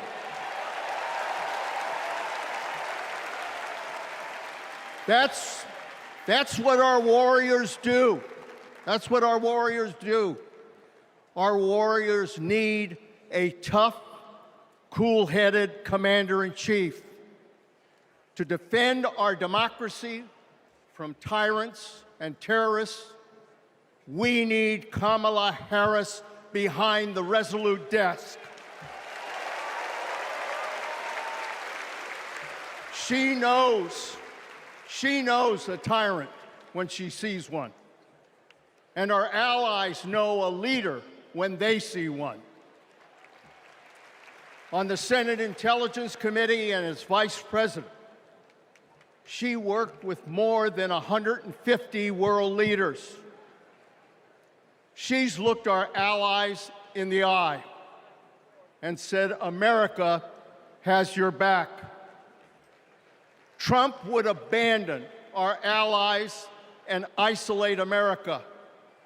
We tried that in the 1930s. It was foolish and dangerous then, and it's foolish and dangerous now.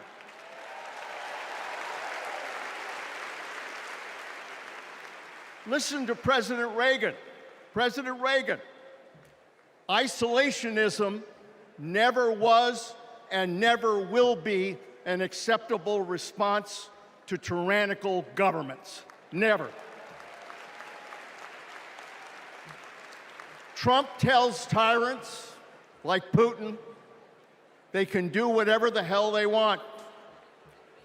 Kamala Harris tells tyrants, the hell you can, not on my watch. She's worked with President Zelensky to fight back against Russia. She knows that protecting their democracy protects our democracy as well. Look, Donald Trump does not understand the world, and he does not understand the service and sacrifice of our military. Our fallen veterans are not suckers, they are not losers, they are our heroes.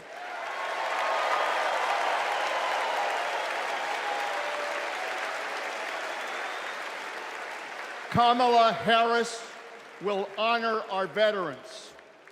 And in Tim Walz, we will have a vice president who has served in uniform honorably for 24 years.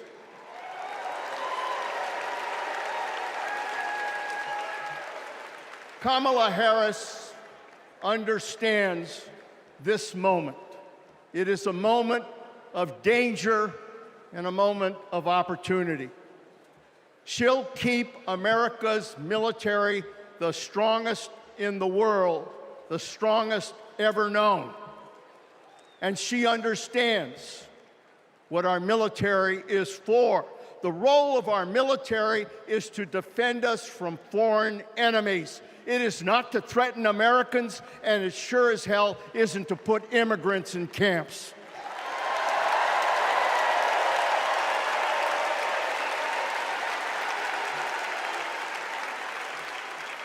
Every president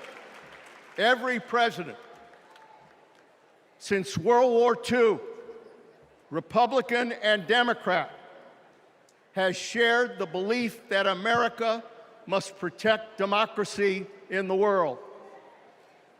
Every president has honored our veterans and their sacrifices. Every president, but one.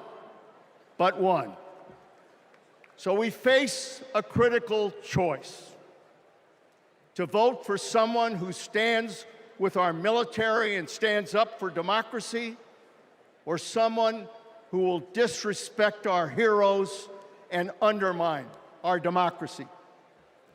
My fellow Americans, there is only one choice.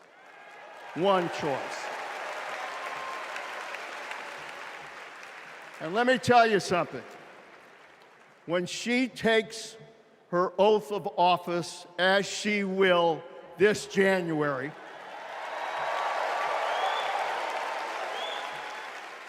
our allies will cheer, our enemies will fear, and we will have a commander-in-chief that we can trust.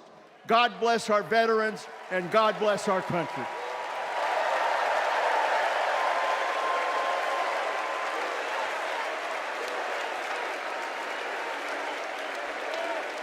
Please welcome Arizona Representative Ruben Gallego.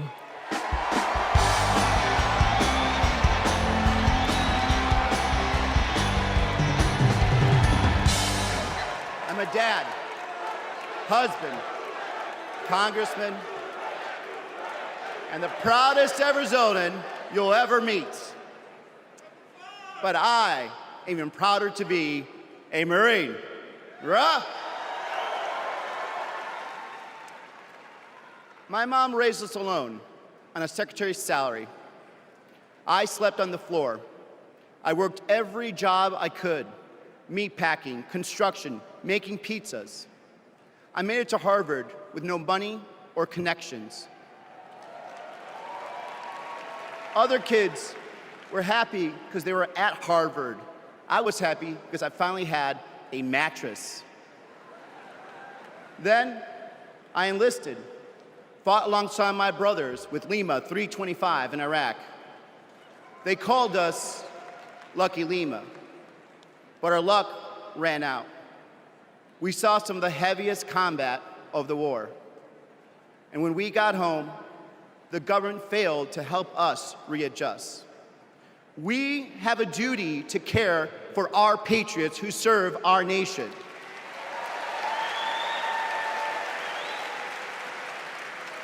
For the Vietnam veteran and Buckeye who relies on the VA for his medication. For the Afghan veteran in Pittsburgh who finally got treatment for his PTSD. For the Marine in Milwaukee who relies on the benefits she earned. For my Navajo brothers and sisters who serve the Marines with me, I remember you too. Kamala Harris and Tim Walz are fighting for them. Kamala Harris has delivered more benefits to more veterans than ever before, and has achieved the lowest veterans unemployment rate in history.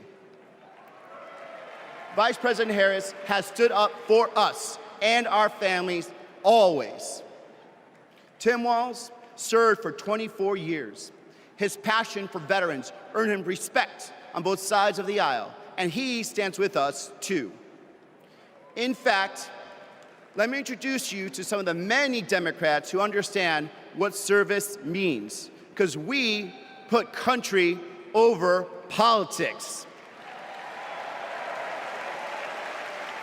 We were proud to wear the uniform.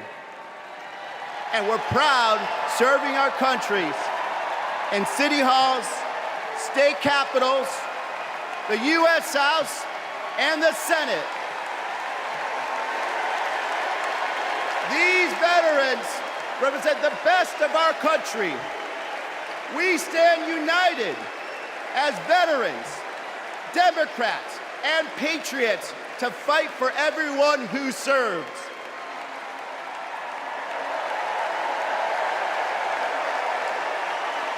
But politicians like Donald Trump, they don't stand with us. They call patriots like Senator McCain losers. John McCain was an American hero. Show some respect. Trump's Project 2025 will slash veteran benefits and force VA hospitals to close across the nation. Show some respect.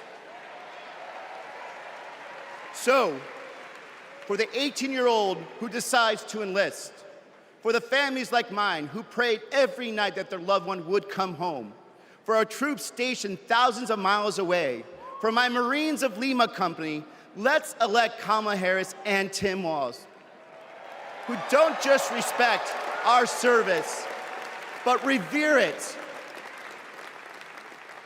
Because the veterans who defended this country aren't just the reason we can sleep at night. They're the reason we can dream. And together, we'll fight for our veterans and everyone who served our country. Thank you.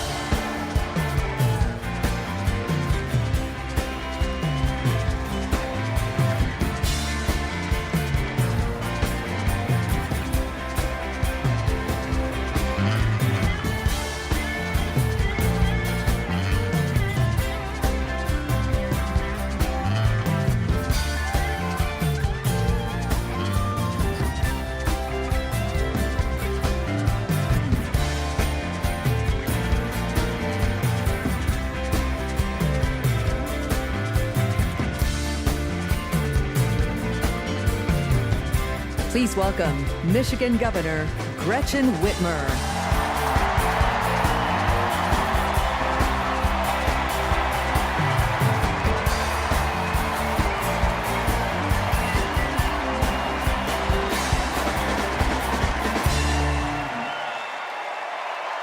I'm Governor Gretchen Whitmer. In Lansing, they call me Governor. But in Detroit, they call me Big Gretch.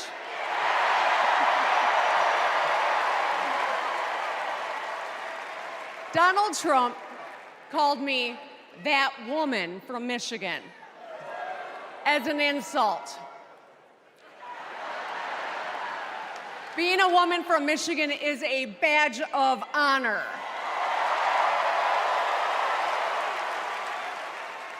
Like women across America, we just GSD.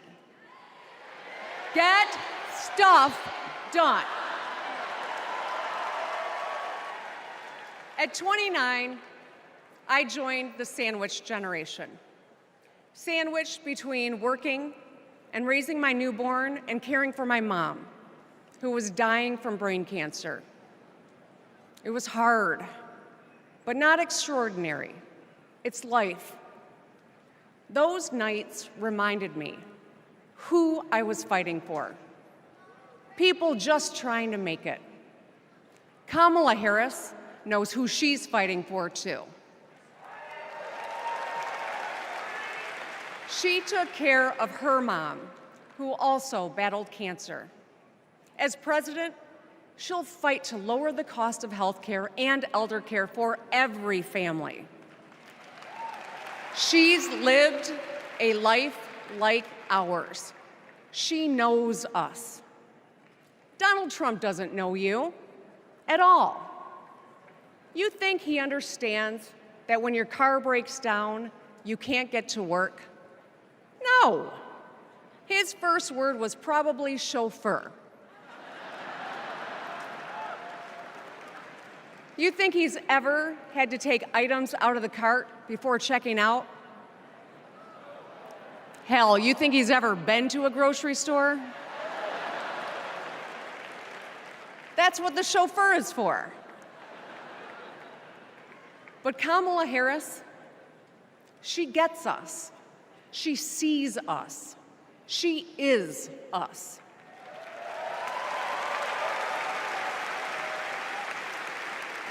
Look, we've all lived through a lot of history over the past few years. Floods and fires, an attempted coup, a plot, and a pandemic. It's exhausting. We don't know what the next 4 years will bring. But what we do know is this. Through it all, your life won't stop. You're going to have to get to work, pick up the kids, and pay your bills. And then one day, when you're just trying to get everyone out the door, a news alert goes off. Something happened. Something hit the fan. You'll ask, is my family going to be okay? And then you'll ask, who the hell is in charge? What if it's him? What if it's that man from Mar-a-Lago?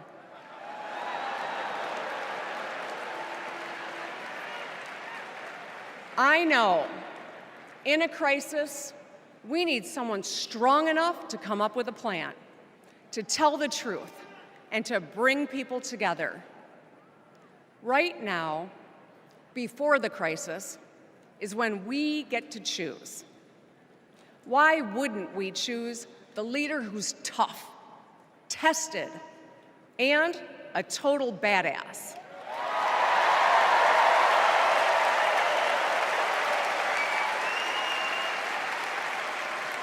I know who I want as our commander-in-chief.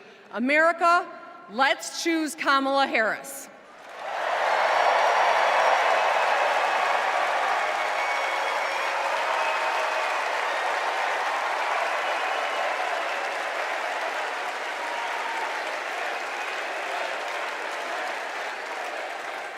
Please welcome actress, director, and philanthropist, Eva Longoria.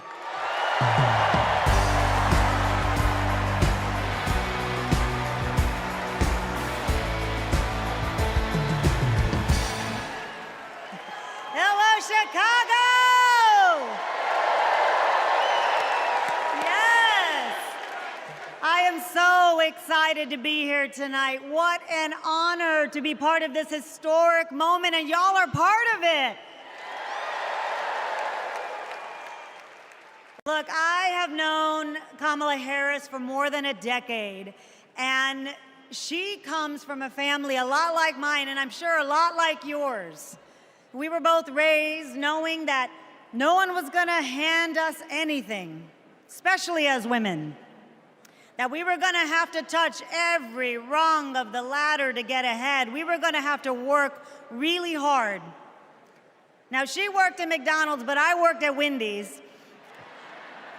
And look at us now. You see, Kamala and I were able to see beyond the horizon because our families supported our big dreams. Well, guess what? As Americans, we're all part of one big family. Somos familia. And as familia, we have to have each other's back. We have to support each other's dreams because Kamala's success is our success. And she supports us to dream big too. So let me tell you, in the Latino community, in our community, we have a saying, sí se puede, which means yes. It means yes, we can. But tonight, I'm here to tell you, yes, she can. So we're going to say, she se puede. So when someone asks you, is she ready to lead this country forward, we're going to say, she se puede. When somebody says, is she qualified for the job, we're going to say, she se puede. When somebody asks, is she going to be the first female president of the United States, we're going to say, she se puede. Our voices, our vote, we're going to decide this election. And let me tell you, the energy tonight isn't just here in Chicago, it's all across the country. People are gathered at watch parties everywhere to celebrate Kamala Harris. Say hello. Yes. All right. We know how to work, so let's get to work. Let's turn all of this enthusiasm and joy into action between now and November 5th. Let's go. She se puede. She se puede.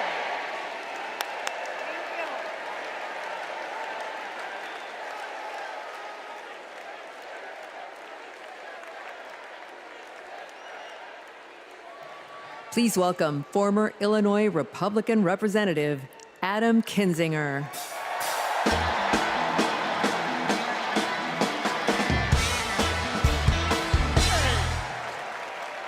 Hey, good evening. Good evening. Thank you, thank you, thank you. I'm Adam Kinzinger, and I am proud to be in the trenches with you as part of this sometimes awkward alliance that we have to defend truth, defend democracy, and decency. I was just a kid when I was drawn to the party of Ronald Reagan, to his vision of a strong America, the shining city on a hill. I was a Republican for 12 years in Congress, and I still hold on to the label. I never thought I'd be here, but listen, you never thought you'd see me here, did you? But I've learned something about the Democratic Party, and I want to let my fellow Republicans in on the secret. The Democrats are as patriotic as us.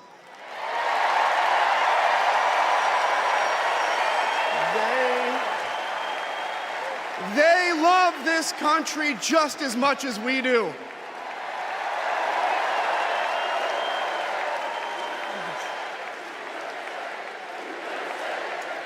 And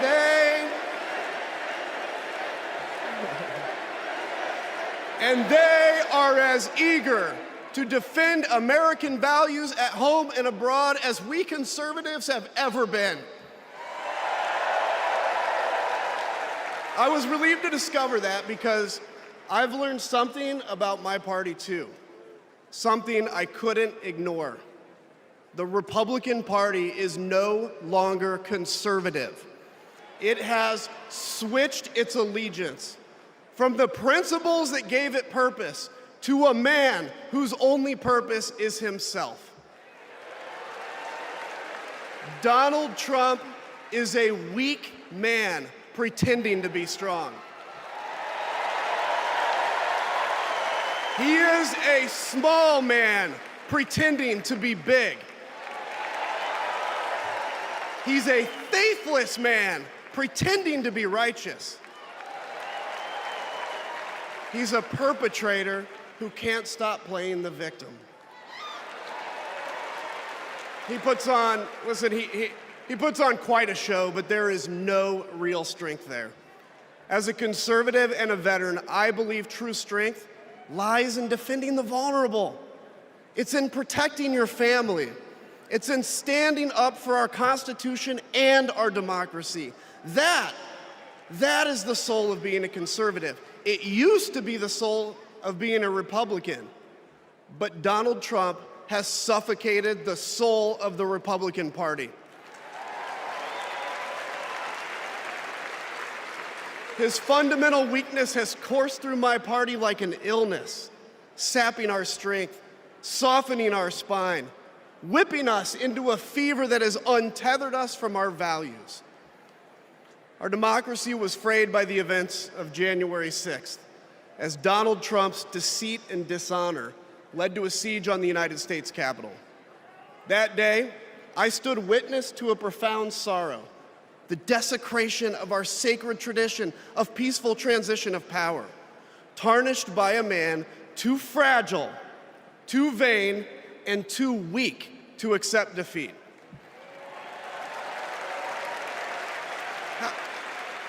How can a party claim to be patriotic if it idolizes a man who tried to overthrow a free and fair election?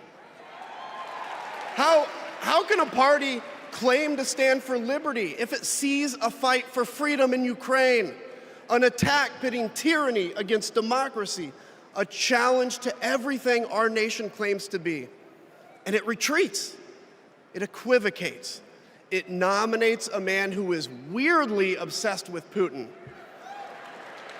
And his running mate who said, quote, "I don't care what happens in Ukraine." Yeah, and he wants to be vice president. Yeah.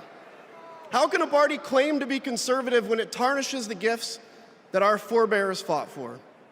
Men like my grandfather, who served in World War II, who believed in a cause bigger than himself, and he risked his life for it behind enemy lines. To preserve American democracy, his generation found the courage to face down armies. Listen, all we're asked to do is to summon the courage to stand up to one weak man.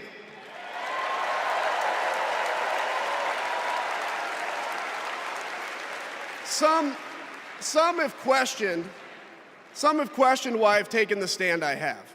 The answer is really simple, ladies and gentlemen.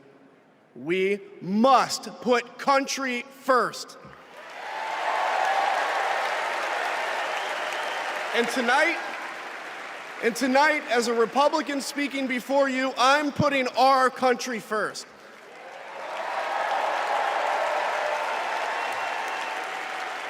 Because the fact is, I do belong here.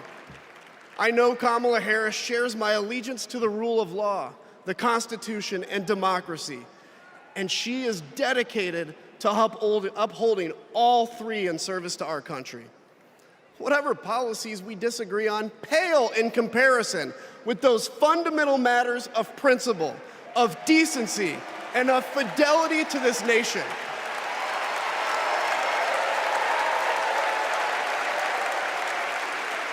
Listen,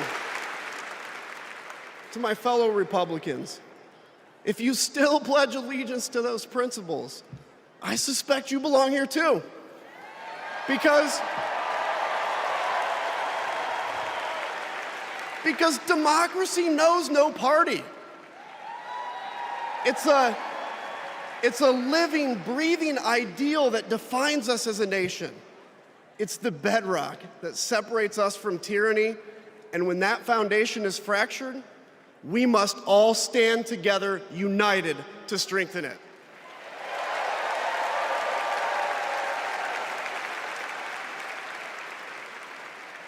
If you think those principles are worth defending, then I urge you, make the right choice.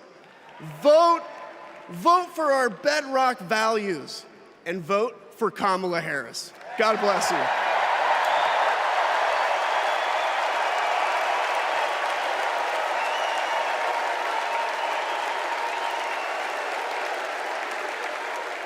Please welcome lawyer, policy advocate, and sister of the Vice President, Maya Harris.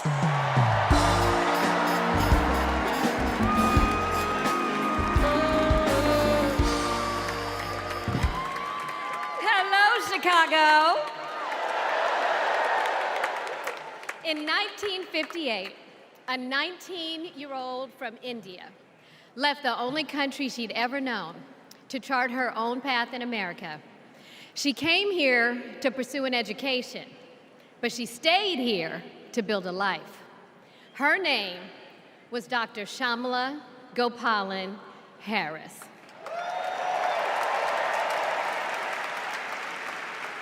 But we called her Mommy.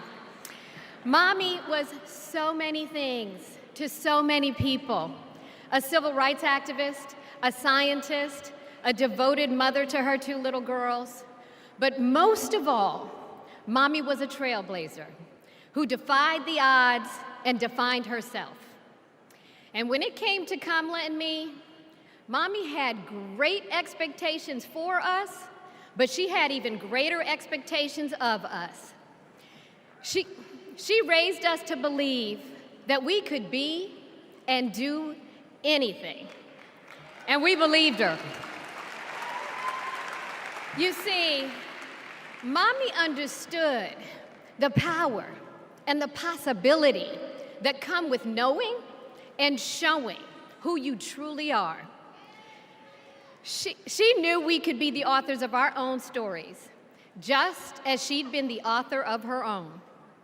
Mommy's journey and the opportunity that she wanted for Kamala and me, that's a distinctly American story.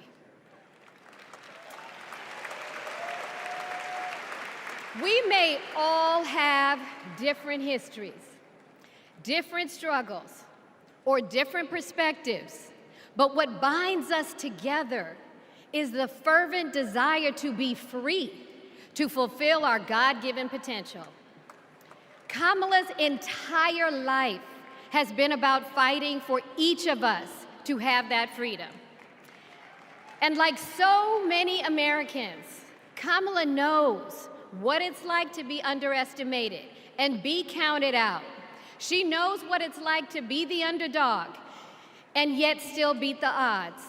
And now, she has created so much electricity, so much optimism, so much joy throughout the nation, and it is why we need her leadership in this historic moment.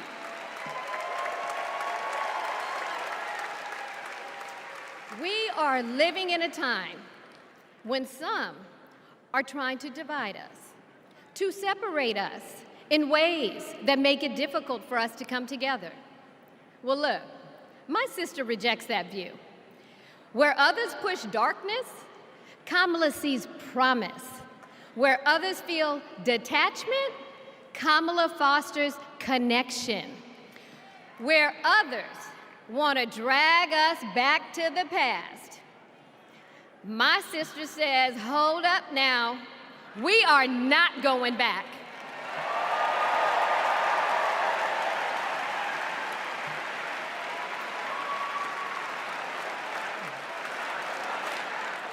Because Kamala understands we have so much more in common than what separates us. She knows the measure of our success isn't just winning an election. It's about who we bring along and lift up in the process.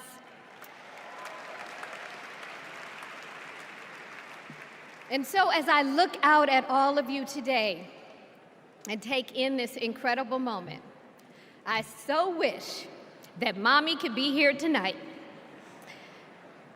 I can just see her smiling, saying how proud she is of Kamala. And then, without missing a beat, she say, that's enough, you got work to do. She would tell all of us to roll up our sleeves and get to work, to elect a leader who sees the potential in each of us, a leader who cares for all of us, a leader who fights for every one of us. Our Democratic nominee, my big sister, the next President of the United States, Kamala Harris.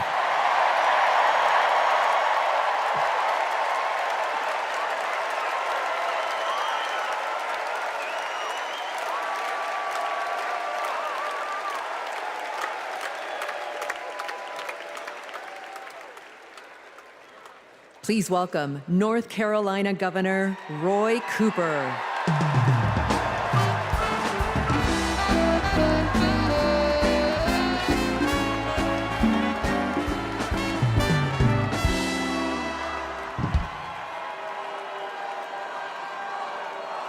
Hello, America. I'm Roy Cooper, the last guy standing between you and the moment we're all waiting for. So I'm going to get right to it. All week, you've heard stories about my friend Kamala. I want to take you behind the scenes of one of them. 2011 was a rough time for American homeowners. Hundreds of thousands were losing their homes to illegal foreclosure. I was Attorney General in North Carolina, while Kamala had just become California's. All the AGs were close to a settlement with the big banks, and it was a pretty good deal. Would have meant $4 billion for California families who'd been ripped off. I know that sounds like a lot, but Kamala said, hang on a minute. I've met these families. I know what they've been through, and they deserve more. She went toe-to-toe with some of the world's most powerful executives, and she refused to give in. Let me tell you, this was a huge risk, but she knew it was a risk worth taking. That's Kamala. And we all know what happened. The banks caved. That $4 billion for California families became $20 billion. That was the first time I witnessed Kamala in action. And what I saw was a leader who does exactly what she says she's going to do, who never will settle for less. America, we got a lot of big fights ahead of us, and we've got one hell of a fighter ready to take them on. I know that because I know her. And tonight, I want the American people to know, even if you don't agree with her on everything, Kamala Harris will fight for you to the very end. For families who need better health care or a safer place to live, Kamala will fight for you. For parents who want better schools for their kids, for workers worried about a secure retirement for themselves, Kamala will fight for you. For any one of our allies, anywhere in the world, wondering if America still has your back, remember this: Kamala will fight for you. And when she fights, we win. Kamala's ready. Kamala's ready. The question is, are we? Are we going to stand up and fight for Kamala like she'll stand up and fight for us? All right. If you're ready, my home state of North Carolina, stand up. Stand up, Pennsylvania. Stand up, Michigan. Stand up, Wisconsin. Stand up, Georgia. Stand up, Nevada. Stand up, Arizona. Stand up, America. Are we going to stand up? Are we going to fight? Are we going to vote? Are we going to win? You bet we are. Let's go get them.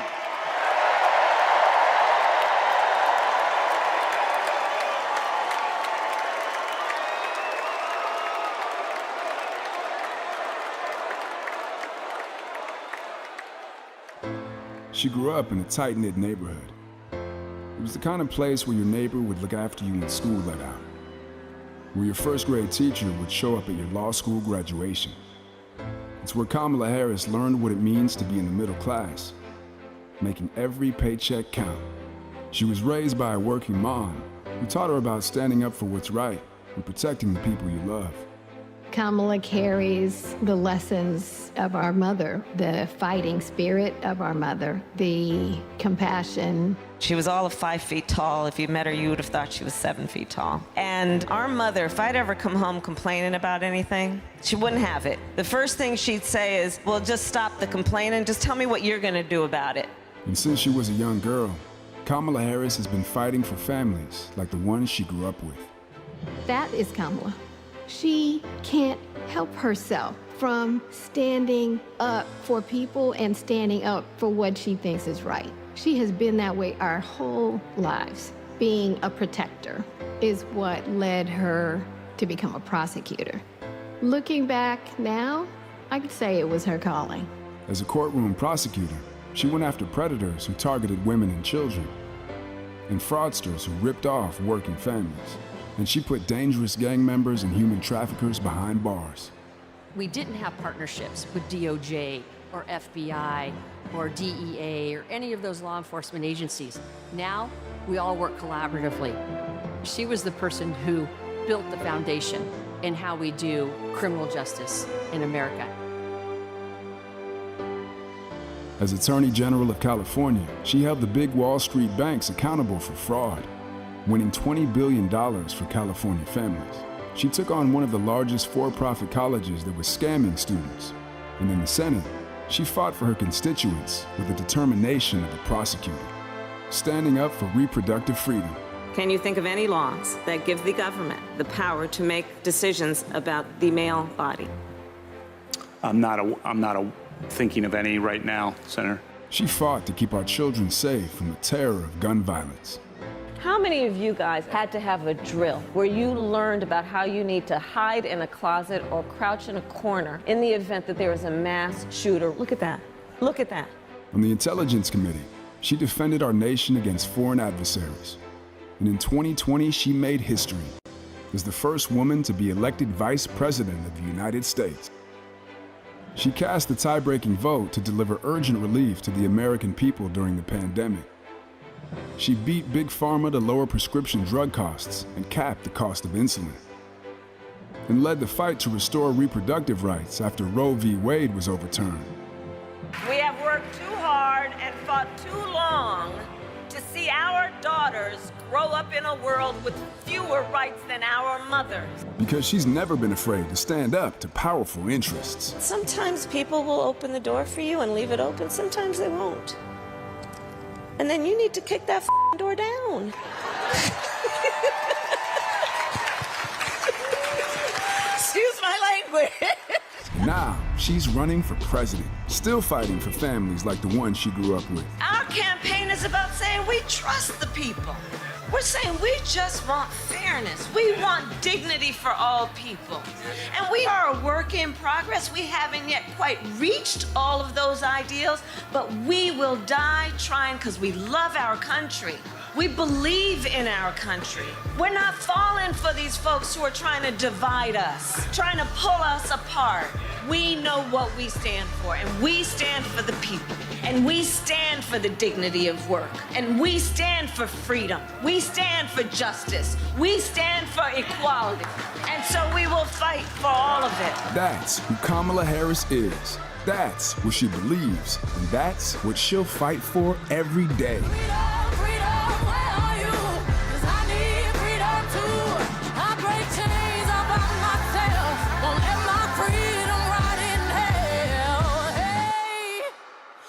Keep on running, cause the winner don't quit on themselves.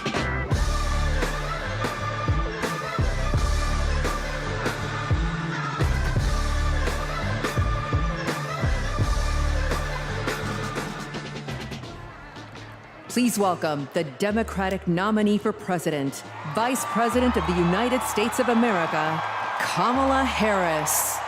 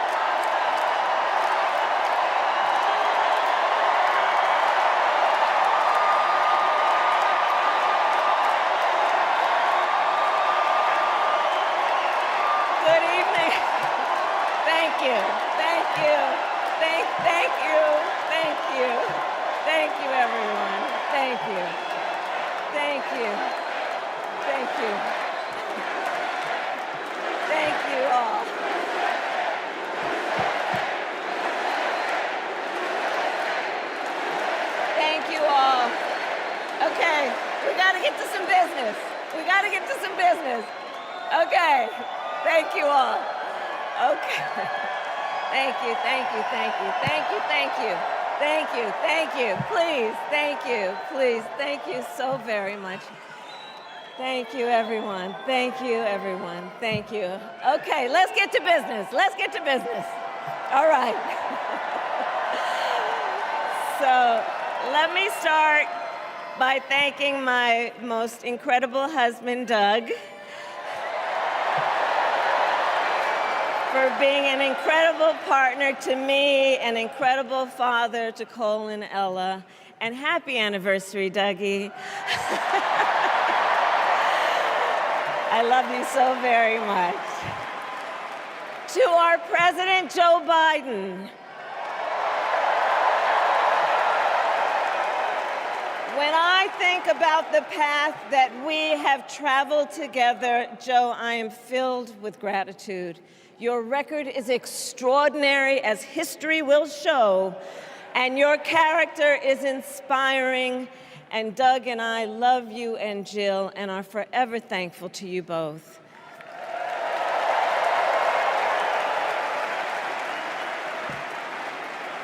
And to Coach Tim Walz,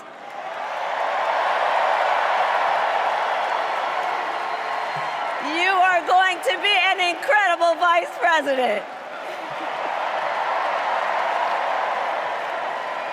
And to the delegates and everyone who has put your faith in our campaign, your support is humbling. So, America, the path that led me here in recent weeks was no doubt unexpected. But I'm no stranger to unlikely journeys. So, my mother, our mother, Kamala Harris, had one of her own. And I miss her every day, and especially right now. And I know she's looking down smiling. I know that. So my mother was 19 when she crossed the world alone, traveling from India to California with an unshakable dream to be the scientist who would cure breast cancer.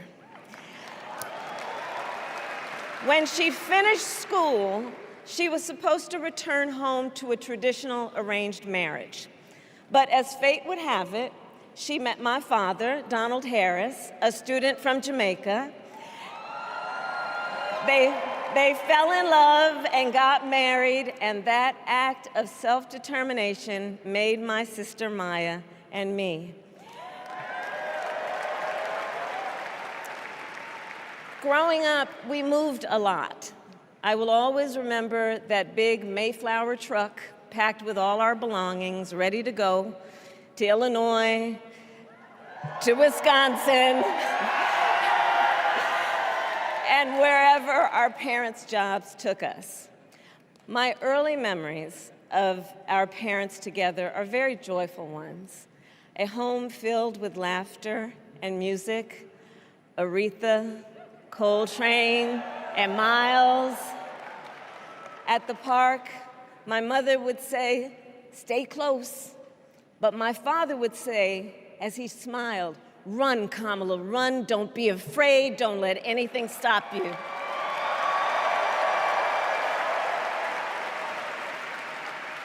From my earliest years, he taught me to be fearless. But the harmony between my parents did not last. When I was in elementary school, they split up. And it was mostly my mother who raised us. Before she could finally afford to buy a home, she rented a small apartment in the East Bay. In the Bay, you either live in the hills or the flatlands. We lived in the flats. A beautiful working-class neighborhood of firefighters, nurses, and construction workers, all who tended their lawns with pride. My mother, she worked long hours, and like many working parents, she leaned on a trusted circle to help raise us. Mrs. Shelton, who ran the daycare below us and became a second mother. Uncle Sherman, Aunt Mary, Uncle Freddie, Auntie Chris. None of them family by blood, and all of them family by love.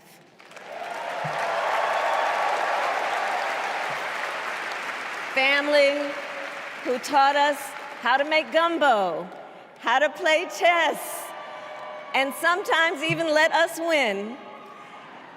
Family who loved us, believed in us, and told us we could be anything and do anything. They instilled in us the values they personified: community, faith, and the importance of treating others as you would want to be treated, with kindness, respect, and compassion. My mother was a brilliant, 5-foot-tall, brown woman with an accent. And as the eldest child, I saw how the world would sometimes treat her. But my mother never lost her cool. She was tough, courageous, a trailblazer in the fight for women's health, and she taught Maya and me a lesson that Michelle mentioned the other night. She taught us to never complain about injustice, but do something about it. Do something about it. That was my mother. And she taught us, and she also taught us, and never do anything half-assed. And that is a direct quote. A direct quote. I grew up immersed in the ideals of the civil rights movement. My parents had met at a civil rights gathering, and they made sure that we learned about civil rights leaders, including the lawyers like Thurgood Marshall and Constance Baker Motley, those who battled in the courtroom to make real the promise of America. So at a young age, I decided I wanted to do that work. I wanted to be a lawyer. And when it came time to choose the type of law I would pursue, I reflected on a pivotal moment in my life. You see, when I was in high school, I started to notice something about my best friend, Wanda. She was sad at school, and there were times she didn't want to go home. So one day I asked if everything was all right, and she confided in me that she was being sexually abused by her stepfather. And I immediately told her she had to come stay with us, and she did. This is one of the reasons I became a prosecutor, to protect people like Wanda, because I believe everyone has a right to safety, to dignity, and to justice.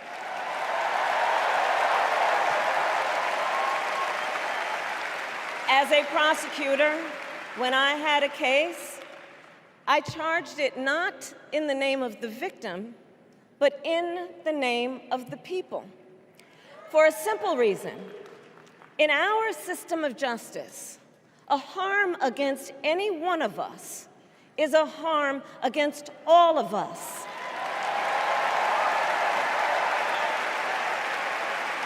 And I would often explain this to console survivors of crime, to remind them no one should be made to fight alone. We are all in this together. And every day in the courtroom, I stood proudly before a judge and I said 5 words: Kamala Harris for the people.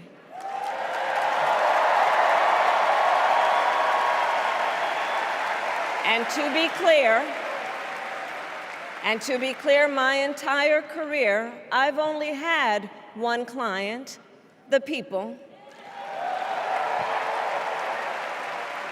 And so, on behalf of the people, on behalf of every American, regardless of party, race, gender, or the language your grandmother speaks, on behalf of my mother and everyone who has ever set out on their own unlikely journey, on behalf of Americans like the people I grew up with, people who work hard, chase their dreams, and look out for one another, on behalf of everyone whose story could only be written in the greatest nation on earth, I accept your nomination to be President of the United States of America.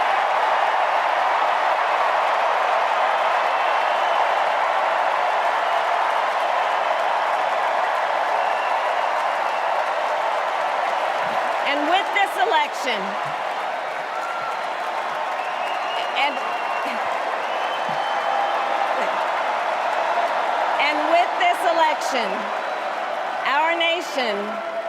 our nation with this election has a precious, fleeting opportunity to move past the bitterness, cynicism, and divisive battles of the past, a chance to chart a new way forward. Not as members of any one party or faction, but as Americans. And let me say, I know there are people of various political views watching tonight, and I want you to know, I promise to be a president for all Americans.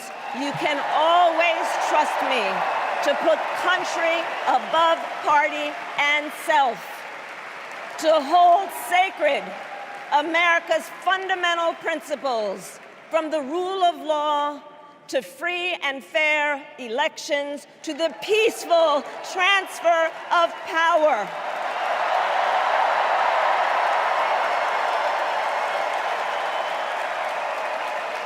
I will be a president who unites us around our highest aspirations, a president who leads and listens, who is realistic, practical, and has common sense, and always fights for the American people. From the courthouse to the White House, that has been my life's work. As a young courtroom prosecutor in Oakland, California, I stood up for women and children against predators who abuse them. As Attorney General of California, I took on the big banks, delivered $20 billion for middle-class families who faced foreclosure, and helped pass a homeowner Bill of Rights, one of the first of its kind in the nation. I stood up for veterans and students being scammed by big for-profit colleges, for workers who are being cheated out of their wages, the wages they were due, for seniors facing elder abuse. I fought against the cartels who traffic in guns and drugs and human beings, who threaten the security of our border and the safety of our communities. And I will tell you, these fights were not easy, and neither were the elections that put me in those offices. We were underestimated at practically every turn, but we never gave up, because the future is always worth fighting for. And that's the fight we are in right now, a fight for America's future.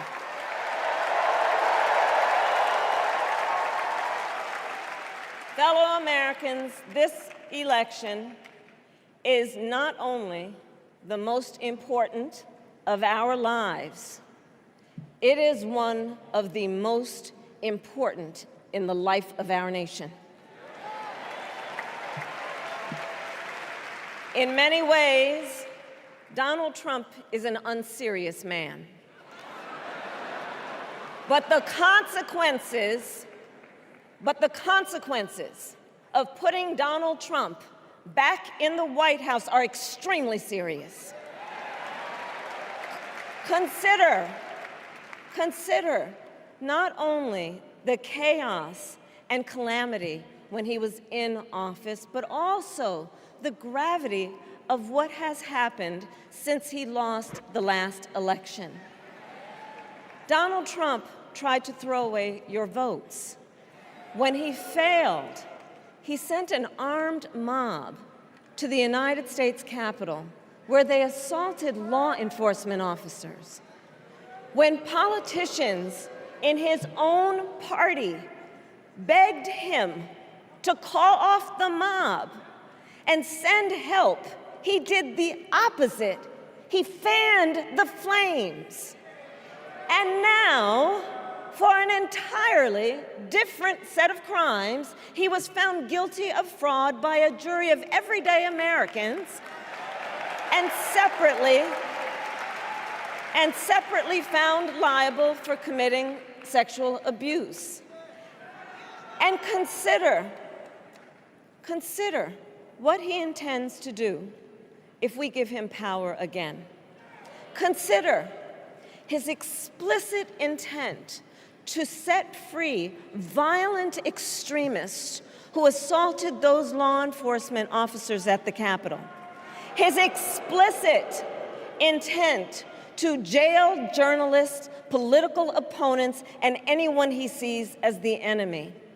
His explicit intent to deploy our active duty military against our own citizens. Consider the power he will have, especially after the United States Supreme Court just ruled that he would be immune from criminal prosecution. Just imagine Donald Trump with no guardrails, and how he would use the immense powers of the presidency of the United States, not to improve your life, not to strengthen our national security, but to serve the only client he has ever had, himself.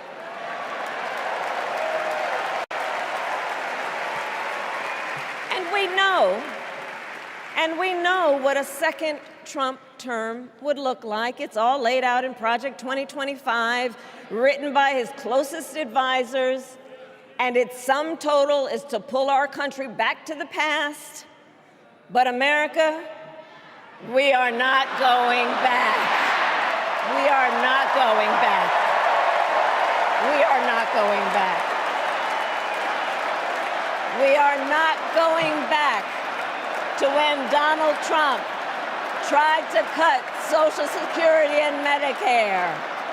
We are not going back to when he tried to get rid of the Affordable Care Act, when insurance companies could deny people with pre-existing conditions.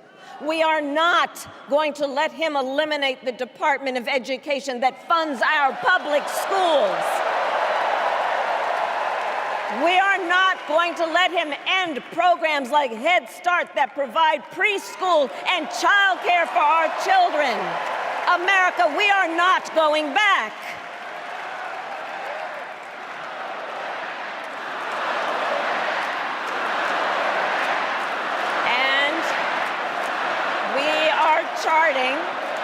And we are charting a new way forward. Forward to a future with a strong and growing middle class, because we know a strong middle class has always been critical to America's success. And building that middle class will be a defining goal of my presidency.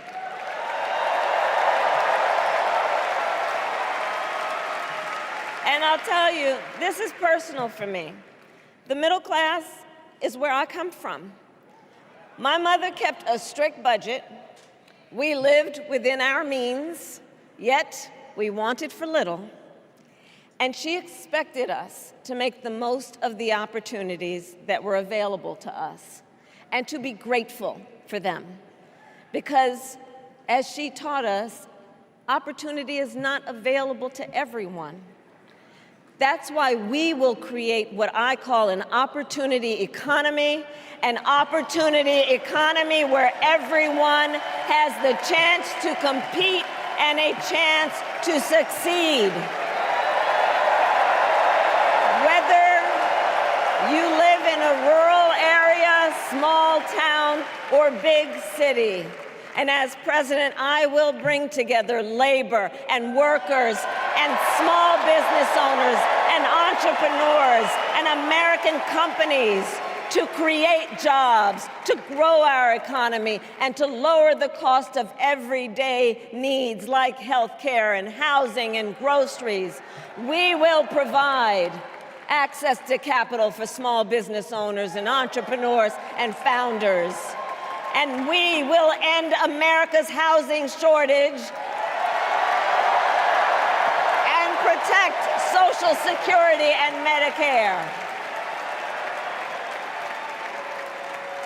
Now compare that to Donald Trump, because I think everyone here knows he doesn't actually fight for the middle class. He doesn't actually fight for the middle class. Instead, he fights for himself and his billionaire friends. And he will give them another round of tax breaks that will add up to $5 trillion to the national debt. And all the while, he intends to enact what in effect is a national sales tax, call it a Trump tax, that would raise prices on middle-class families by almost $4,000 a year. Well, instead of a Trump tax hike, we will pass a middle-class tax cut that will benefit more than 100 million Americans.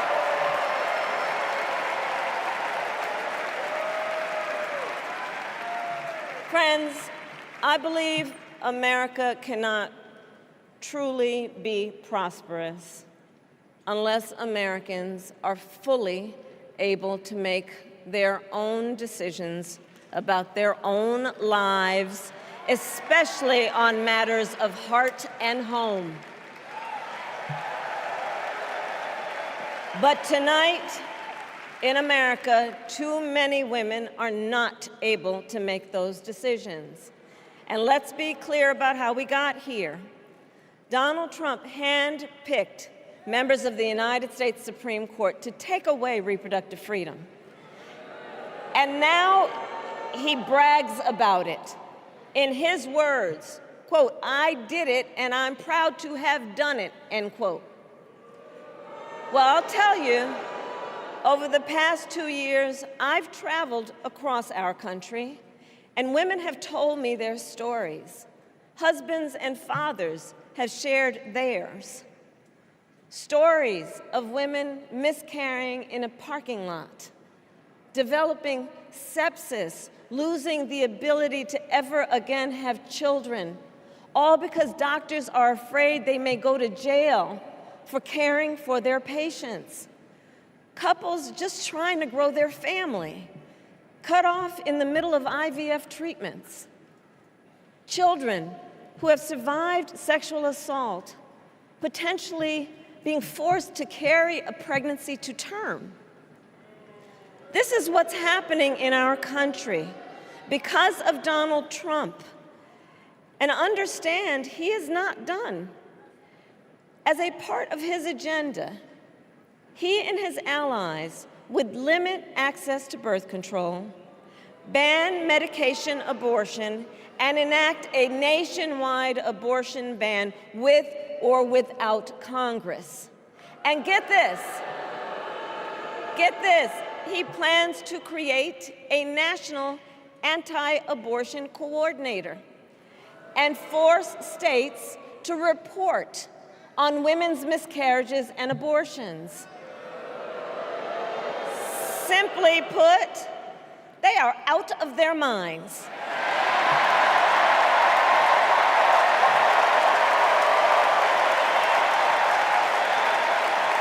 And one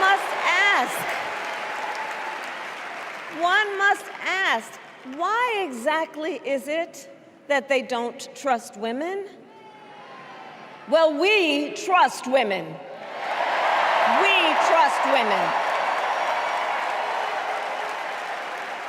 And when Congress passes a bill to restore reproductive freedom, as President of the United States, I will proudly sign it into law.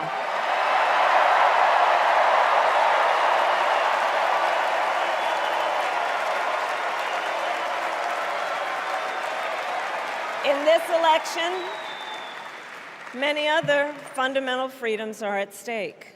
The freedom to live safe from gun violence in our schools, communities, and places of worship. The freedom to love who you love openly and with pride.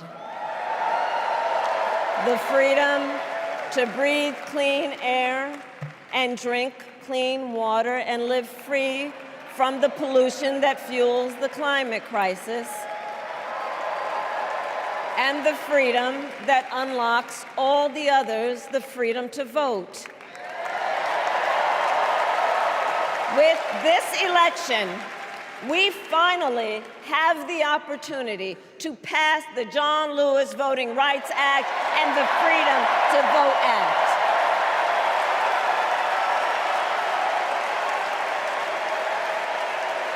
And let me be clear, after decades in law enforcement, I know the importance of safety and security, especially at our border. Last year, Joe and I brought together Democrats and conservative Republicans to write the strongest border bill in decades. The Border Patrol endorsed it. But Donald Trump believes a border deal would hurt his campaign. So he ordered his allies in Congress to kill the deal. Well, I refuse to play politics with our security. And here is my pledge to you. As president, I will bring back the bipartisan border security bill that he killed, and I will sign it into law. I know we can live up to our proud heritage as a nation of immigrants and reform our broken immigration system.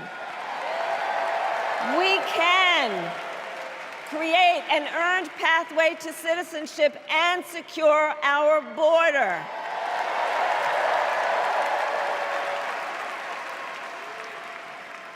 And America, we must also be steadfast in advancing our security and values abroad.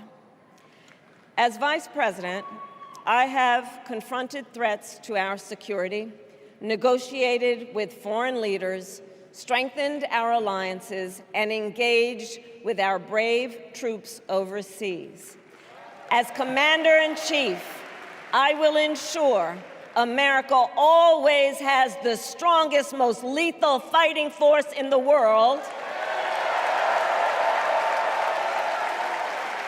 And I will fulfill our sacred obligation to care for our troops and their families, and I will always honor and never disparage their service and their sacrifice.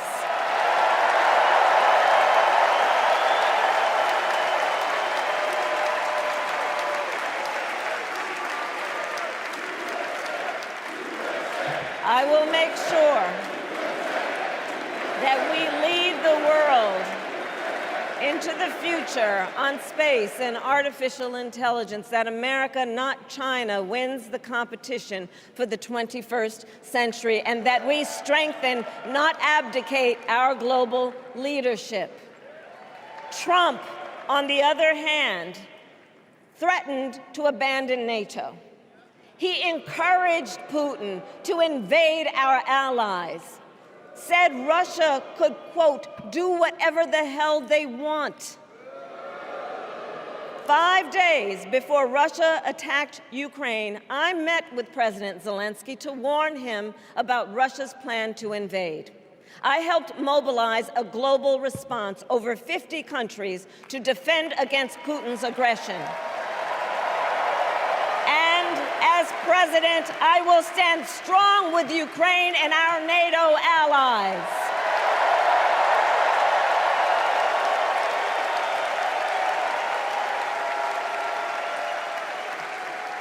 With respect to the war in Gaza, President Biden and I are working around the clock, because now is the time to get a hostage deal and a ceasefire deal done.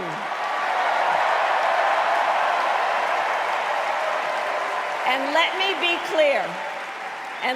be clear, I will always stand up for Israel's right to defend itself, and I will always ensure Israel has the ability to defend itself, because the people of Israel must never again face the horror that a terrorist organization called Hamas caused on October 7, including unspeakable sexual violence and the massacre of young people at a music festival. At the same time, what has happened in Gaza over the past 10 months is devastating. So many innocent lives lost. Desperate, hungry people fleeing for safety over and over again. The scale of suffering is heartbreaking. President Biden and I are working to end this war such that Israel is secure, the hostages are released, the suffering in Gaza ends, and the Palestinian people can realize their right to dignity, security, freedom, and self-determination.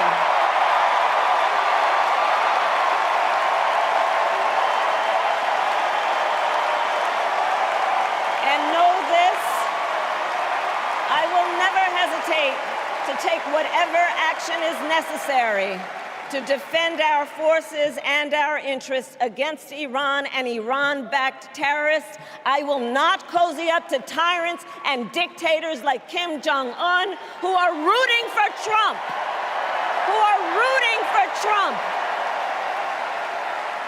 Because, you know, they know he is easy to manipulate with flattery and favors. They know Trump won't hold autocrats accountable because he wants to be an autocrat himself. And as president, I will never waver in defense of America's security and ideals, because in the enduring struggle between democracy and tyranny, I know where I stand and I know where the United States belongs.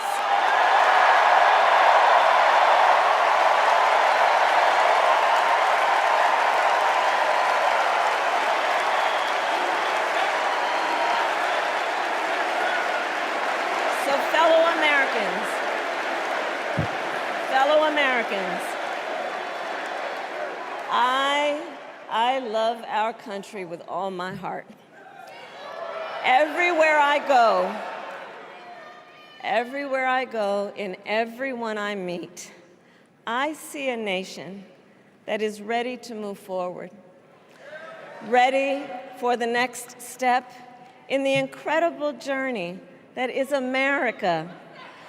I see an America where we hold fast to the fearless belief that built our nation and inspired the world, that here, in this country, anything is possible, that nothing is out of reach. An America where we care for one another, look out for one another, and recognize that we have so much more in common than what separates us. That none of us has to fail for all of us to succeed. And that in unity there is strength. You know, our opponents in this race are out there every day denigrating America, talking about how terrible everything is. Well, my mother had another lesson she used to teach. Never let anyone tell you who you are. You show them who you are. America, let us show each other and the world who we are and what we stand for. Freedom, opportunity, compassion, dignity, fairness, and endless possibilities.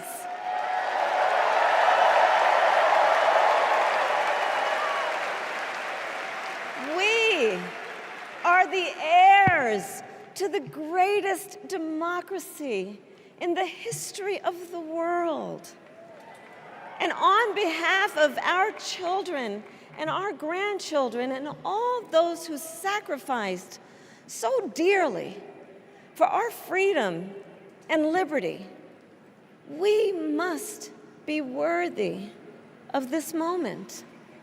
It is now our turn to do what generations before us have done, guided by optimism and faith, to fight for this country we love, to fight for the ideals we cherish, and to uphold the awesome responsibility that comes with the greatest privilege on earth, the privilege and pride of being an American.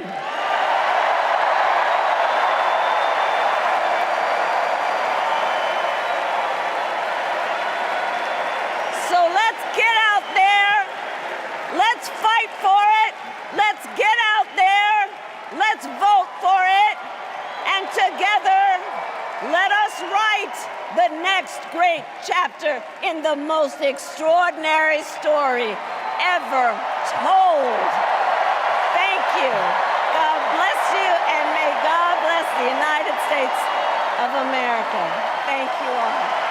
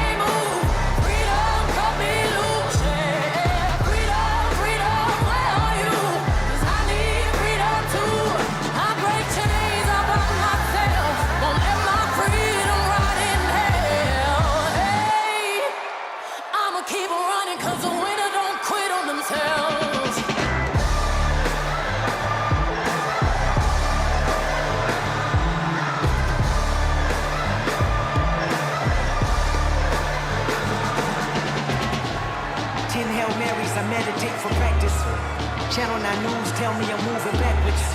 8 blacks left, death is around the corner. 7 misleading statements by my persona. 6 headlights waving in my direction. 5-0 asking me what's in my possession. Yeah, I keep Run and jump into aqueducts, fire hydrants and hazardous smoke alarms on the back of us. But mama don't cry for me, rap for me, try for me, live for me, breathe for me, sing for me, honestly guiding me. I can be more than I gotta be, stole from me, lied to me, nation hypocrisy, code on me, driving me wicked. My spirit inspired me like yeah. Open correctional gates in high desert. Open our mind as we cast away oppression. Open the streets and watch our beliefs. And when they carve my name inside the concrete, I pray it forever reads. Freedom, freedom, I can't move. Freedom, cut me loose. Freedom, freedom, where are you? 'Cause I need freedom too. I break chains up on myself. Won't let my freedom rot in hell. Hey, I'ma keep running 'cause the winner don't quit on themselves.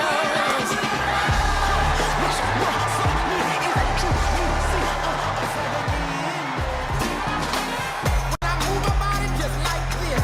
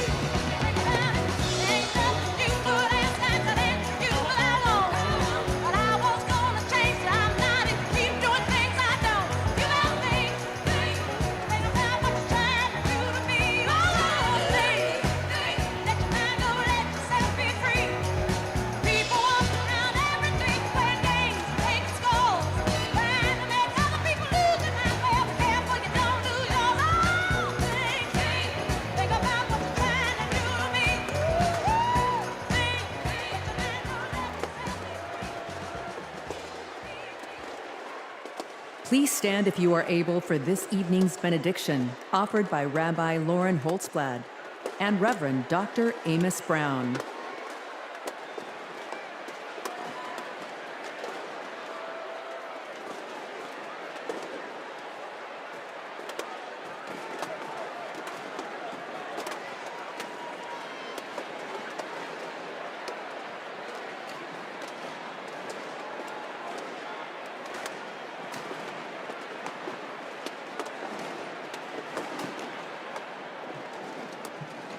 America, let us pray. God brought us out of the narrow place of oppression to freedom. Let's remember the treacherous road our ancestors traveled to freedom, their sacrifice and resolve to bring a better, more inclusive world. We stand on their shoulders to declare, we are not going back. God, who notices the downtrodden, give us the courage to imagine the world as you do, where everyone has the opportunity to thrive, where diversity brings strength, not weakness, and where all have the right to make the choices for their own bodies. God of strength, guard Vice President Harris and Governor Walz with your sheltering presence as they carry on with courage and conviction to build a better future for all Americans. Shine a light on them so that they may continue to pursue justice, equity, and reproductive freedom.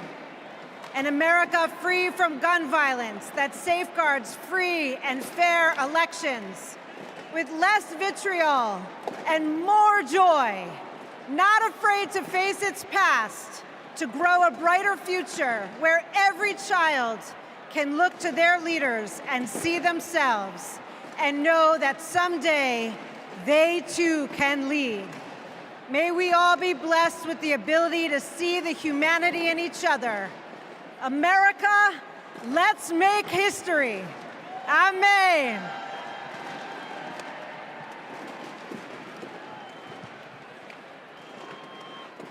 As we close this convention, we ask that the Creator bestow blessings on Vice President Harris and Governor Walz, and upon the bright future they will bring to the people of America.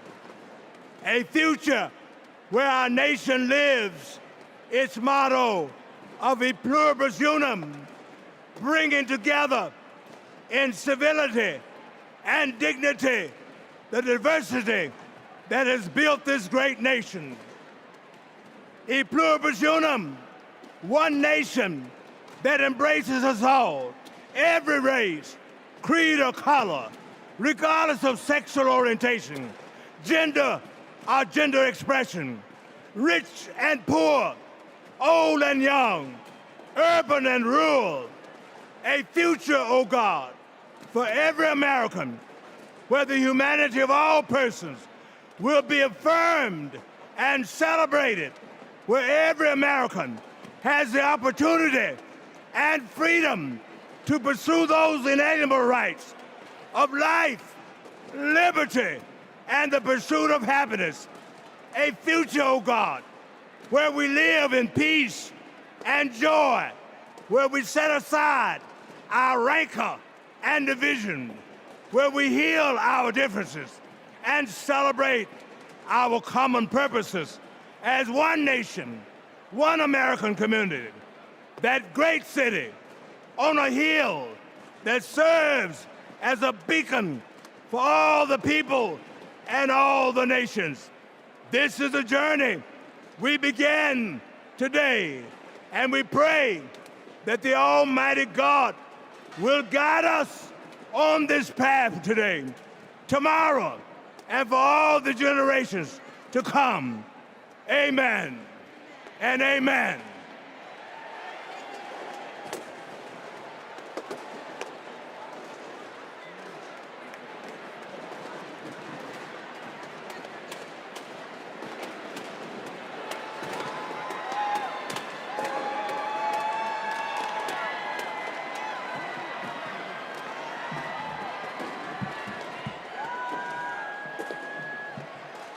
As we close, I want to thank each and every one of you for bringing your energy and your enthusiasm to the convention that will carry us through to victory in November. Look around. You're surrounded by people from every corner of the country who traveled here because they believe in our mission. We know that unity is our strength. We know that the issues we've highlighted this week are not abstract. We know what's at stake, and we bring that with us in this beginning.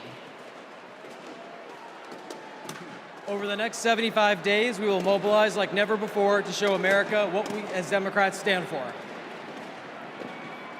Together, we will fight for our rights, our freedom, and our democracy. Together, we will elect Democrats up and down the ballot. Together, we will win. Win that, as we know, we have to further business to come for the convention. I am now proud to adjourn the 49th Democratic National Convention. Thank you, Chicago.